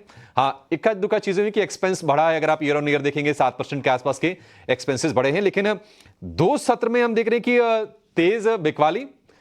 ध्वनि, क्या ओबरॉय रियल्टी आपको और गिरता हुआ दिख रहा है या फिर ये बाइंग ऑन डिप वाला एक कैंडिडेट हो सकता है ये? जी बिल्कुल अभिषेक जी, यहाँ पे डेफिनेटली ओबरॉय रियलिटी के अंदर ये जो गिरावट है वो और आपको हावी होती हुई देखने को मिल सकती है। सपोर्ट लेवल इसका जो खास करके है वो रहेगा 1640 की लेवल्स के पास। 1640 से लेके 1600 का जो लेवल इसके अंदर बन रहा है वो एक लेवल है जहां पर आप इसके अंदर बाय ऑन डिप्स खरीदारी करके चल सकते हैं, बट यहाँ पे अभी फिलहाल के लिए कोई भी खरीदारी ना करें। नीचे की तरफ अभी और इसके अंदर गिरावट जो है वो देखने को मिल सकती है। सो 1640 का लेवल ध्यान में रखें, वहां पे इसको रिविजिट करें और वहां पे इसके अंदर खरीदारी करके चल सकते। ओबरॉय रियल्टी को लेकर ये व्यू हो गया। आज आप इंडेक्स देखिए, आपको लगेगा कि हाँ इंडेक्स मैनेजमेंट हो रहा है, क्योंकि बाजार में ना स्थितियां ठीक नहीं है। इंडिया विक्स 17 के ऊपर है ही, आज भी थोड़ी सी तेजी है। आप एडवांस डिक्लाइन रेशियो चेक करेंगे, 500 से भी कम शेयर एनएसई पर चढ़ने वाले हैं और उसके मुकाबले 1800 शेयर गिरने वाले हैं। तो ये चीज़ साफ हो रही है। कुछ जो बड़े शेयर हैं वो सपोर्ट जरूर देने का काम कर रहे हैं, जैसे कि टीसीएस हो गया, रिलायंस हो गया, एचडीएफसी बैंक हो गया, इन्फोसिस, इनका वेटेज भी सबसे ज्यादा है इंडेक्स में। और इसके चलते आप निफ्टी को देखेंगे कि 90 अंकों की आसपास की तेजी पर कारोबार करता हुआ दिखेगा। एक और शेयर जरा चेक करते हैं। आदित्य जी, आप बताइए, बी लेटर वाला शेयर लेकर आते हैं, भारती एयरटेल, इसका जरा स्ट्रक्चर चेक करके बताइए कहां तक आपको जाता हुआ दिख रहा है शेयर ये? तो अभिषेक जी, मुझे लग रहा है स्टॉक में एक अच्छी खासी अपमूव आई थी, उसके बाद एक कंसोलिडेशन फेज में आ चुका है स्टॉक। वीकनेस बिल्कुल नहीं देखने मिल रही है स्टॉक में, बहुत ही बेहतरीन ये इंडिकेशन है, स्ट्रेंथ दिखाता है स्टॉक का। ये मार्केट इतना वीक हो रहा है, स्टॉक स्ट्रेंथ दिखा रहा है, तो खरीदारी करके रखना चाहिए। ट्रेडिंग बेट नहीं है क्योंकि मोमेंटम अभी भी नहीं है स्टॉक में, कंसोलिडेशन फेज पे अभी भी। तो अगर आपको खरीदारी करके पोर्टफोलियो में ऐड करना है तो डेफिनेटली करंट लेवल से भी ऐड कर सकते हैं। ऊपर 1700 से लेके 1800 के लेवल्स देखने मिल सकते हैं, नीचे 1600 का बहुत ही अहम सपोर्ट है। और अगर फ्रेश ब्रेकआउट की बात कर ले तो एक बार ये 1700 के ऊपर ट्रेड करे, सस्टेन करता है तो फिर एक फ्रेश ब्रेकआउट आएगा इसमें। अदरवाइज मुझे स्टॉक में कोई वीकनेस नहीं देखने मिल रही, बहुत ही अच्छी बात है वो स्टॉक में, तो पोर्टफोलियो में ऐड करना चाहिए ये स्टॉक को डेफिनेटली। पोर्टफोलियो में ऐड करने की सलाह भारतीय एयरटेल पर, लेकिन इसके अलावा इंश्योरेंस सेक्टर से आईसीआईसीआई प्रूडेंशियल के नतीजे आए थे और नतीजों के बाद स्टॉक में भारी गिरावट, करीब 8% की गिरावट, 9% की गिरावट के साथ निफ्टी 500 इंडेक्स के टॉप लूजर्स में ये स्टॉक शामिल है। ध्वनि, क्या राय होगी आपकी आईसीआईसीआई प्रूडेंशियल पर? 579 के आसपास स्टॉक कारोबार करता हुआ। जी बिल्कुल आशीष है, यहाँ पे आईसीआईसीआई प्रू के अंदर अभी भी जो गिरावट है वो आप वीकली स्ट्रक्चर पे देखें तो और हावी होती हुई देखने को मिल सकती है। सपोर्ट लेवल इसका जो यहाँ पे देखने मिल रहा है वो है 560 की लेवल्स के पास। तो 560 के लेवल्स के पास ये यहाँ पे सस्टेन करना चाहिए, तो इसके अंदर वापस से खरीदारी करके चल सकते हैं। बट हाल फिलहाल में यहाँ पे ये जो गिरावट है वो आपको कंटिन्यू होती हुई देखने को मिलेगी। आईसीआईसीआई प्रूडेंशियल पर ये राय, लेकिन चुनिंदा मेटल स्टॉक्स में भी आज गिरावट है। वेल्सपिन कॉर्प 3.5% नीचे, एपीएल अपोलो और नैल्को भी 1.5 से 2.5% की गिरावट के साथ कारोबार कर रहे हैं। आदित्य, क्या राय होगी इन मेटल स्टॉक्स पर? वीकनेस तो है आशीष, इसमें कोई शक नहीं है, और मुझे लग रहा है कि ये कहीं ना कहीं और इंटेंसिफाई हो सकता है वीकनेस। अगर हम एपीएल अपोलो की बात कर ले तो एक लौता एक ऐसा शेयर है जिसने एक अच्छा कंसोलिडेशन दिखाया था और आज एक करेक्शन देखने मिल रहा है। सपोर्ट्स के पास आ रहा है, 1530 का एक बहुत अच्छा सपोर्ट है। अगर वो सपोर्ट्स होल्ड करता है एपीएल अपोलो में तो मुझे लग रहा है पुल बैक वापस आ सकता है स्टॉक में 1650 के लेवल तक, और ब्रेकआउट नहीं आया अभी तक, तो 1650 1660 के ऊपर फ्रेश ब्रेकआउट आता है इसमें। उसके अलावा अगर हम नेशनल एल्यूमिनियम की बात करें तो वहां पे मुझे कहीं ना कहीं लग रहा है कि करेक्शन थोड़ा और डीप हो सकता है अगर ये अपने 200 डीएमए को ब्रेक कर दे, जो कि 200 के लेवल्स पे है। सेटअप बता रहा है कि कहीं ना कहीं थोड़ी वीकनेस और आ सकती है, तो 200 के लेवल्स को क्लोजली मॉनिटर करें नैल्को में। अगर वो ब्रेक करता है तो नीचे में स्टॉक 180 तक के लेवल्स टेस्ट कर सकता है। 200 के लेवल्स पर नजर रखें और अगर 200 का लेवल टूटता है तो 180 तक के लेवल्स नजर आ सकते हैं। ये नजरिया नैल्को और इसके अलावा कुछ और मेटल स्टॉक्स पर भी हमने चर्चा की, लेकिन जोमैटो पिछले कुछ दिनों से फोकस में रहा है। नतीजे आए उस दिन 8% की गिरावट दिखी थी। कल ब्रोकरेज रिपोर्ट्स जो काफी कमजोर थी उसके बाद भी भारी गिरावट दिखी। इनफैक्ट अगर 5 दिन का चार्ट निकाल कर लेकर आएंगे तो नजर आएगा क्या भारी गिरावट पिछले कुछ दिनों में दिखी और आज भी 2.5% की गिरावट के साथ स्टॉक कारोबार कर रहा है। ध्वनि, क्या राय होगी? जोमैटो 209 के आसपास अभी ट्रेड करता हुआ। जी बिल्कुल, यहाँ पे अशेषा ये बेस फॉर्मेशन जो है वो जोमैटो के अंदर दिखाई दे रहा है। अगर आप देखें इसके डेली स्ट्रक्चर पे तो यहाँ पे इन्हीं लेवल्स के पास एक यहाँ पे रेजिस्टेंस देखा था और उसके बाद स्टॉक के अंदर जो अपमूव है वो कंटिन्यू होता हुआ देखने को मिला था। आज के सेशन में भी हालांकि हमने गैप डाउन के साथ ओपन करा है, बट स्टॉक जो है वो अपना एक बेस फॉर्मेशन बनाते हुआ देखने को मिल रहा है। अगर यहाँ पे नीचे की तरफ में 203, 204 के लेवल ब्रेक होते हैं तो इसके अंदर गिरावट जो है वो और हावी होती हुई देखने को मिल सकती है 192 के लेवल्स तक। तो वेट एंड वॉच करें, अगर यहाँ पे बेस फॉर्मेशन होती है तो ये खरीदारी का मौका रहेगा जोमैटो के अंदर। तो ये नजरिया जोमैटो पर, लेकिन इस बीच अल्कोबेव इंडस्ट्री पर नजर डालेंगे। यूनाइटेड ब्रूअरीज को लेकर पॉजिटिव खबर 2 दिनों पहले आई थी और आज यूनाइटेड स्पिरिट्स में भी अच्छा खासा एक्शन दिखा है।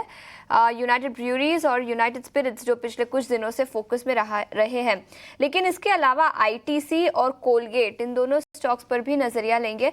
आदित्य, क्या राय होगी इन एफएमसीजी स्टॉक्स पर और कोई स्टॉक जहां पर फ्रेश पोजीशंस लिए जा सके? आशीषा, मुझे लग रहा है बजट के लिहाज से एफएमसीजी काउंटर्स पे डेफिनेटली हमें फोकस रखना चाहिए। हर्ड ऑन स्ट्रीट और बहुत ज्यादा सुनने में आ रहा है कि government will focus on giving more cash in the hands of the people.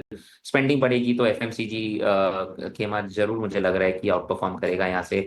अगर हम कोलगेट पामोलिव आईटीसी की बात कर ले तो मुझे लग रहा है दोनों ही स्टॉक्स काफी शानदार लग रहे हैं। एक अच्छा बेस फॉर्मेशन हो चुका है आईटीसी में, करंट लेवल्स पे खरीदारी करनी चाहिए। अगेन पोजिशनल ट्रेड लेना चाहिए इसमें। मुझे लग रहा है कि ट्रेडिंग के लिहाज से इसमें अभी भी मोमेंटम एज सच नहीं आया है, तो आईटीसी में करंट लेवल्स पे भी खरीदारी कर सकते हैं। 430 के लेवल्स का स्टॉप लॉस लगा है, ऊपर में 460 का पहला पड़ाव अगर उसको क्रॉस करता है तो 490 के लेवल्स देख सकते हैं। कोलगेट पामोलिव जो कि मेरे हिसाब से एक बजट पिक होना चाहिए। सुबह थोड़ी देर पहले भी शो पे डिस्कस किया मैंने। 3100 के टारगेट्स के लिए इसको ट्रेड करना चाहिए। नीचे में 2700 से लेके 2650 तक की स्टॉप लॉस लगाने चाहिए इसमें। तो कोलगेट पामोलिव आईटीसी दोनों ही मुझे शानदार लग रहे हैं। शीशा, अगर मुझे कोई एक बेट करना हो तो करंट लेवल्स में मैं कोलगेट पामोलिव पे ज्यादा फोकस करूंगा एंड आईटीसी पे भी एक ट्रेड लेने के लिए मैं देख सकता हूँ। ठीक है, मैं एक एल्गो सॉफ्टवेयर की बेसिस पर आपको इस समय का डाटा ये बता देता हूँ जो हर 5 मिनट में अपडेट होता है मेरे पास। उसमें डाटा मैं ये बता देता हूँ। 189 शेयर्स ऐसे हैं, 189 लोग ऐसे हैं, लोग बोल देता हूँ उसको मैं, जो कि निफ्टी को नीचे की तरफ धकेल रहे हैं और 292 लोग ऐसे हैं जो कि ऊपर की तरफ धकेल रहे हैं निफ्टी को। तो निफ्टी थोड़ा सेफर जोन में है एज़ कम्पेयर टू, बट लेकिन मैं जैसे बैंक निफ्टी का डाटा देखता हूँ मैं, तो वहाँ पर स्थिति थोड़ी अलग है। वहाँ पर करीब 140 लोग ऐसे हैं जो कि बैंक निफ्टी को नीचे की तरफ धकेल रहे हैं। I repeat my self. और सिर्फ 107 लोग ऐसे हैं जो बैंक निफ्टी को ऊपर की तरफ धकेल रहे हैं। यानी कि बैंक निफ्टी में जो टिल्ट है वो टिल्ट थोड़ा सा नेगेटिव वालों का ज़्यादा है, इसलिए बैंक निफ्टी 125 पॉइंट 150 पॉइंट ऊपर आने पर भी फटाफट से लाल निशान में आ रहा है, जबकि निफ्टी के अंदर ऐसा नहीं हो रहा।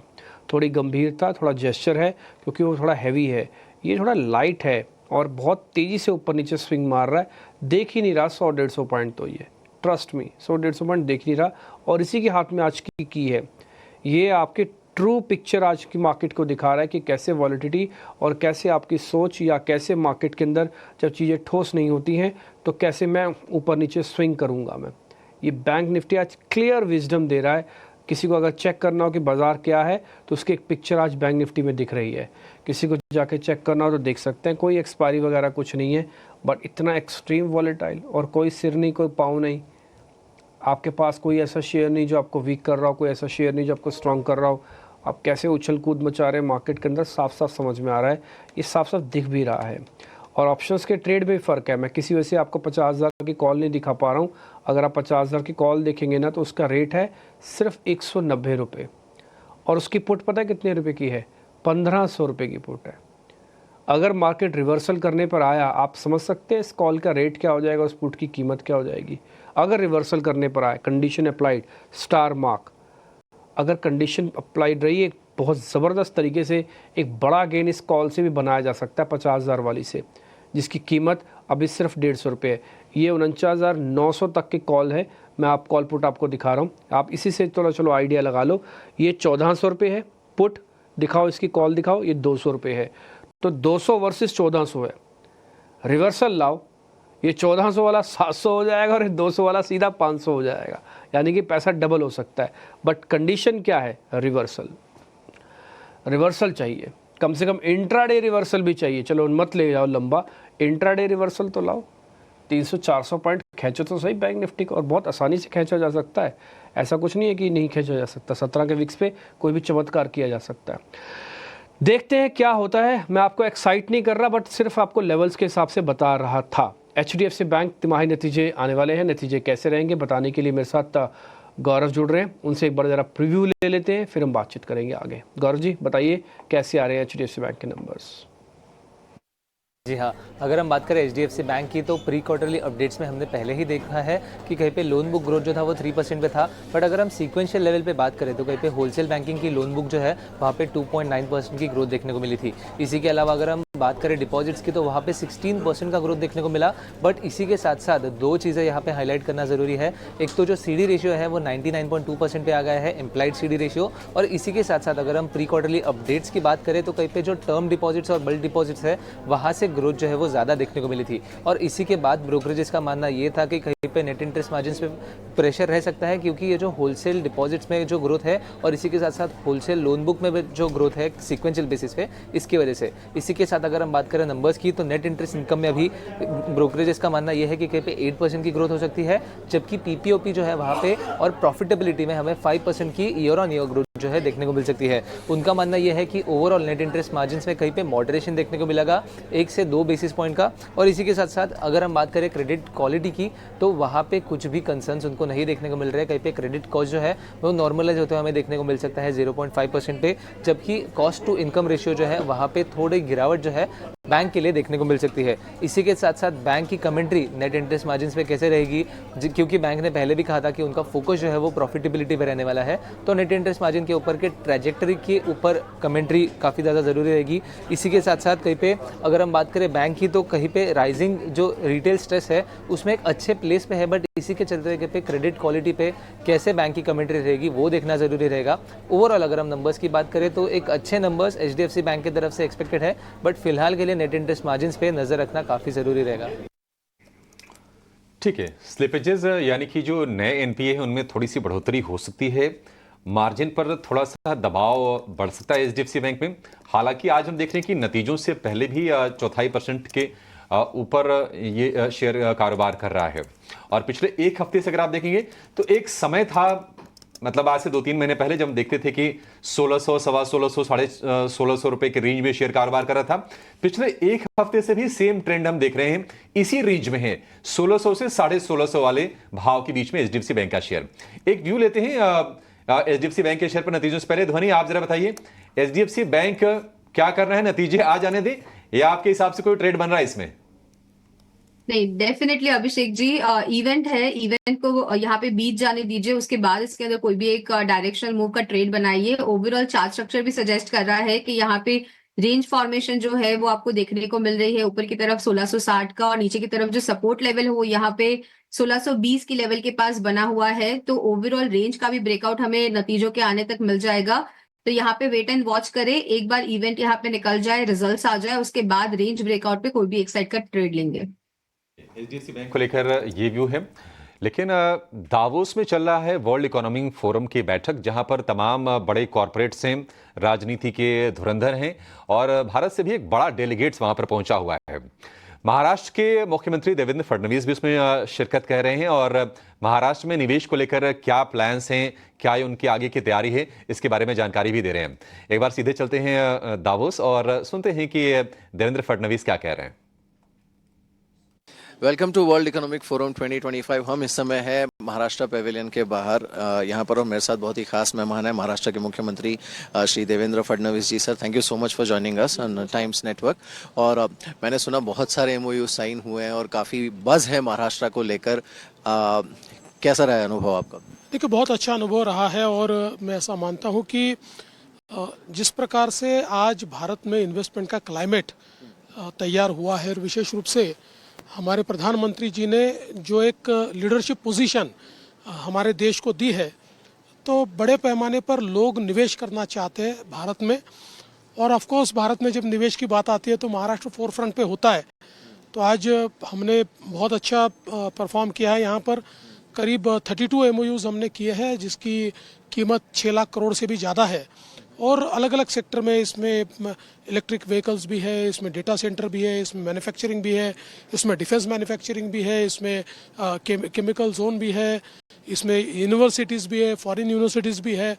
तो you name it and that sector is there. तो ऐसा हमने काफ़ी अच्छा आज सारे MOUs किए। और मुझे लगता है कि जब मैं सबसे बात कर रहा हूँ तो एक लोगों का विश्वास भी भारत पर बढ़ रहा है और निवेश करने की इच्छा भी दिख रही है। बिल्कुल, हमने भारत को लेकर वैसे भी काफ़ी बज़ देखा है, काफ़ी स्टेट्स है जो पुश कर रहे हैं यहाँ पर। कुछ एक स्टेट्स ने उन पर बुलिश होने के लिए अलग कैंपेन्स भी लॉन्च किए हैं। महाराष्ट्र के लिए मेन पिच आपका ग्लोबल इन्वेस्टर्स के साथ क्या है इस समय? देखिए, मूल रूप से महाराष्ट्र जो है ये हमेशा ग्लोबल लीडर रहा है। अभी भी आप अगर देखेंगे तो पिछले 6 महीने में देश में जितना विदेशी निवेश आया, जितना FDI आया, उसका 40% अकेले महाराष्ट्र में आया है। 60% इज रेस्ट ऑफ इंडिया। सो महाराष्ट्र एक ग्रोथ इंजन है, एक पावर हाउस है, मुंबई फाइनेंशियल कैपिटल है। लेकिन अब हमारी ग्रोथ स्टोरी केवल मुंबई या पुणे तक सीमित नहीं है, अब वो आगे बढ़ चुकी है। नासिक ग्रोथ स्टोरी का पार्ट है, संभाजीनगर ग्रोथ स्टोरी का पार्ट है, जालना ग्रोथ स्टोरी का पार्ट है, गढ़चिरौली है, नागपुर है। So this growth story is increasing. कई जो नेसेयर्स होते हैं, कई लोगों से मैंने बात की, कुछ एक लीडर से, वो बार बार सवाल उठाते हैं कि MOUs बहुत सारे साइन होते हैं लेकिन उसमें से जो एक्चुअल कन्वर्जन होता है उसका रेशियो काफ़ी कम होता है। ये हमने कुछ स्टेट्स में देखा भी है। आप इस इशू को कैसे एड्रेस करें? देखिए, ये हो भी सकता है, लेकिन अगर हम देश के एवरेज से कंपेयर करें तो देश में जितने MOUs होते हैं उसका रेट ऑफ कन्वर्शन 35% है। इन महाराष्ट्र इट इज 65%। और पिछले अगर मतलब हमारी 14 to 19 के रेजिम देखे या पिछले 2.5 साल देखे, it has been 75%। So almost 75% of the MOUs have been converted into real investments. इस बार हमने देखा है दावोस में काफ़ी ज़्यादा फोकस जो है ग्लोबल कंपनीज का industry 4.0, AI, smart technologies, blockchain, इन सब पर काफ़ी ज़्यादा है। इसमें महाराष्ट्र को बाकी स्टेट से आगे रखने के लिए और बढ़त दिलाने के लिए आप क्या खास कदम उठाएंगे? देखिए, Maharashtra already data centre capital बन चुका है। क्योंकि देखिए, आजकल हम लोग ये कहते हैं कि डेटा इज़ न्यू ऑयल। तो क्योंकि डेटा ने अपने वैल्यू में, एब्सोल्यूट वैल्यू में ऑयल को सरपास कर दिया है, तो डेटा सेंटर ये एक बहुत बड़ी इकोसिस्टम है। और मुझे ये बताते हुए खुशी होती है कि देश की डेटा सेंटर कैपेसिटी का 60% हिस्सा ये महाराष्ट्र में है। और आज भी हम लोगों ने करीब 75,000 करोड़ के डेटा सेंटर्स के MOUs किए हैं अमेजॉन के साथ, माइक्रोसॉफ्ट के साथ। तो मुझे लगता है कि we are ahead of the curve. और डेटा सेंटर के साथ साथ हम लोग अभी एक इनोवेशन सिटी प्लान कर रहे हैं। अराउंड दैट हम लोग इन्वेस्टमेंट्स ला रहे हैं। कहाँ पे होगी ये इनोवेशन सिटी, अगर आप बता? Innovation city mostly new Mumbai में होगी। और कौन कौन सी ग्लोबल MNCs हैं जिनके साथ आपकी काफ़ी एडवांस बातचीत हुई है इस विजिट के दौरान? देखिए, लिस्ट तो बहुत बड़ी है और हम लोगों ने ग्लोबल भी है, और जो global companies, Indian global companies है, उसके साथ भी हमारी काफ़ी अच्छी बातचीत हुई है। तो अगर आप ये 32 हमारे जो MOUs हुए, इसका मिक्स देखेंगे तो इसमें ग्लोबल कंपनीज भी है, इंडियन ग्लोबल कंपनीज भी है, लोकल कंपनीज भी है। तो एक बहुत अच्छा मिक्स इसमें आया हुआ है। बिल्कुल। एक आखिरी सवाल आपसे मैं पूछना चाहूँगा, यहाँ पे हमने काफ़ी स्टेट्स के बीच में भी हेल्दी कंपटीशन देखा है और इसीलिए भारत का प्रेजेंस जो है पिछले 2-3 साल से दावोस में अगर आप देखें तो सबसे ज़्यादा डोमिनेंट रहता है। ये हेल्दी कंपटीशन को आप कैसे देखते? इट इज़ वेरी गुड, क्योंकि प्रधानमंत्री जी हमेशा कहते हैं कि hours is a competitive federalism. मतलब एक प्रकार से हम कोलैबोरेटिव फेडरलिज्म में भी है और कॉम्पिटिटिव फेडरलिज्म में भी है, और वो होना भी चाहिए। बिकॉज आज प्रधानमंत्री जी ने ईज ऑफ डूइंग बिजनेस का इंडेक्स लॉन्च किया, तो सारे स्टेट्स को लगा कि हमने इस पर काम करना चाहिए, क्योंकि इंडेक्स में अगर हमारा नाम नीचे चले जाएगा तो कहीं ना कहीं हमारी मतलब साख को एक दाग लगेगा। तो सब ने किया। तो मुझे लगता है कि इट्स वेरी हेल्दी कंपटीशन। और देखिए, if India has to grow, अगर भारत को ग्रो करना है तो कोई एक स्टेट ग्रो करके नहीं होगा। एक समय था जब महाराष्ट्र, गुजरात, तमिलनाडु, आंध्र जैसे कुछ स्टेट्स से, कर्नाटक था कि जो ज़्यादा ग्रो करते थे या जहाँ ज़्यादा निवेश आता था। अब 12 स्टेट्स ऐसे हैं कि जहाँ कॉम्पिटिटिवनेस है, जहाँ निवेश हो रहा है, जो अपने आप को प्रोजेक्ट कर रहे हैं, जो प्रेजेंट कर रहे हैं, जो अपने अलग अलग प्रकार के टेम्पलेट्स तैयार कर रहे हैं, अट्रैक्ट कर रहे हैं, तो देश इसी से आगे बढ़ेगा। इसलिए मुझे कोई दुख नहीं है, मुझे खुशी है। अगर हमारे देश के बाहर निवेश जाए तो मुझे दुख है, लेकिन अगर हमारे देश के स्टेट्स आपस में कंपटीशन करें और निवेश ले जाए तो अच्छी बात है। बिल्कुल, चलिए बहुत बहुत शुक्रिया फडणवीस जी हमारे साथ बातचीत के लिए। Thank you so much.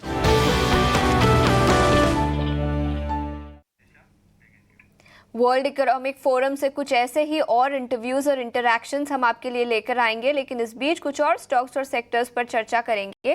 PSU banking stocks में कई स्टॉक्स पर आज के सत्र में दबाव दिखा है। कैनरा बैंक 2% नीचे, इसके अलावा पीएनबी भी 2% की गिरावट के साथ कारोबार करता हुआ नजर आ रहा है। आदित्य, क्या राय होगी पीएसयू बैंकिंग स्टॉक्स पर, और कोई खरीदारी के मौके इन लेवल्स पर नजर आ रहे हैं? नहीं आशीषा, थोड़ा वेट करूंगा मैं। थोड़ी वीकनेस जरूर दिखाई दे रही है। अगर हम SBI, Canara bank, bank of Baroda, PNB सभी स्टॉक्स को देख ले तो मुझे लग रहा है कहीं ना कहीं हो सकता है कि थोड़ा सेलिंग प्रेशर और इंटेंसिफाई हो सकता है इन सभी बैंकों में। अगर थोड़ी गिरावट के बाद कोई एक स्टॉक मुझे लग रहा है देखना चाहिए तो पीएनबी मेरे ख्याल से एक ऐसा बैंक हो सकता है जिस पर थोड़ा नजर रख सकते हैं। नीचे में अच्छा सपोर्ट 95 का है, लेकिन ट्रेड करने दे इसको वापस से 100, 101 के ऊपर। अगर 101 के ऊपर ट्रेड करता है पीएनबी तो फिर फ्रेश लॉन्ग लेना चाहिए यहाँ पे। उसके अलावा मुझे लग रहा है थोड़ी बहुत सेलिंग प्रेशर डेफिनेटली अभी तो रहेगी पीएसयू बैंक्स में, तो अवॉइड करें उसको। अवॉइड करने की सलाह पीएसयू बैंकिंग स्टॉक्स पर, पीएनबी, कैनरा बैंक जैसे कुछ स्टॉक्स पर हमने चर्चा की। अक्षय, जाते जाते आप अपना डिस्क्लोजर दे दीजिए। अच्छा, मेरे लिए था वो? हाँ आदित्य, आपके लिए था। तो जो भी स्टॉक्स हमने डिस्कस की मेरे पर्सनल पोर्टफोलियो पे नहीं है, क्लाइंट्स को हम रेकमेंड कर सकते हैं, उनके पोजीशन हो सकते हैं। आदित्य, बहुत बहुत शुक्रिया समय निकालकर हमारे साथ जुड़ने के लिए और हमारे दर्शकों का मार्गदर्शन करने के लिए। कई सारे स्टॉक्स और सेक्टर्स पर हमने चर्चा की, लेकिन आगे बढ़ते हैं। सेंट्रल ब्रोकिंग के नीलेश जैन हमारे साथ जुड़ चुके हैं हमारे अगले सेगमेंट में, ऑप्शंस के चैंपियंस।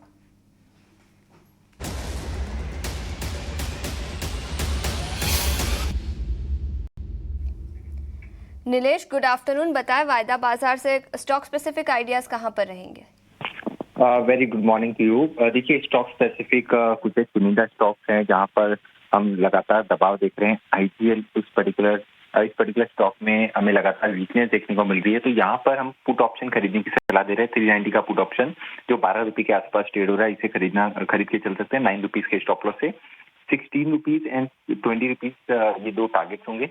इसका लॉट साइज 1375 का है, इसीलिए पर लॉट रिस्क जो है अप्रोक्सीमेटली 4200 का है एंड पर लॉट रिवॉर्ड अप्रोक्सीमेटली 10,000 तक के बनते हुए नजर आ सकते हैं। तो ओवरऑल आईजीएल और सारी ऑयल एंड गैस स्पेस, इस पर्टिकुलर स्पेस में हम लगातार दबाव देख रहे हैं। तो आईजीएल में लोअर साइड में 380 से 375 तक की डाउन साइड देखने को मिलते हैं, इसलिए पुट ऑप्शन खरीदने की सलाह होगी। आईजीएल के 390 के पुट खरीदने की सलाह। नीलेश, बहुत बहुत शुक्रिया समय निकालकर हमारे साथ जुड़ने के लिए और यहाँ पर रणनीति बताने के लिए। इसी के साथ सेबी का रिस्क डिस्क्लोजर भी हम आपके लिए लेकर आना चाहेंगे। 90% लोगों को फ्यूचर्स एंड ऑप्शंस में नुकसान होता है, तो अपने फाइनेंशियल एडवाइजर को कंसल्ट करके फिर ही एफएनओ में ट्रेड करें। लेकिन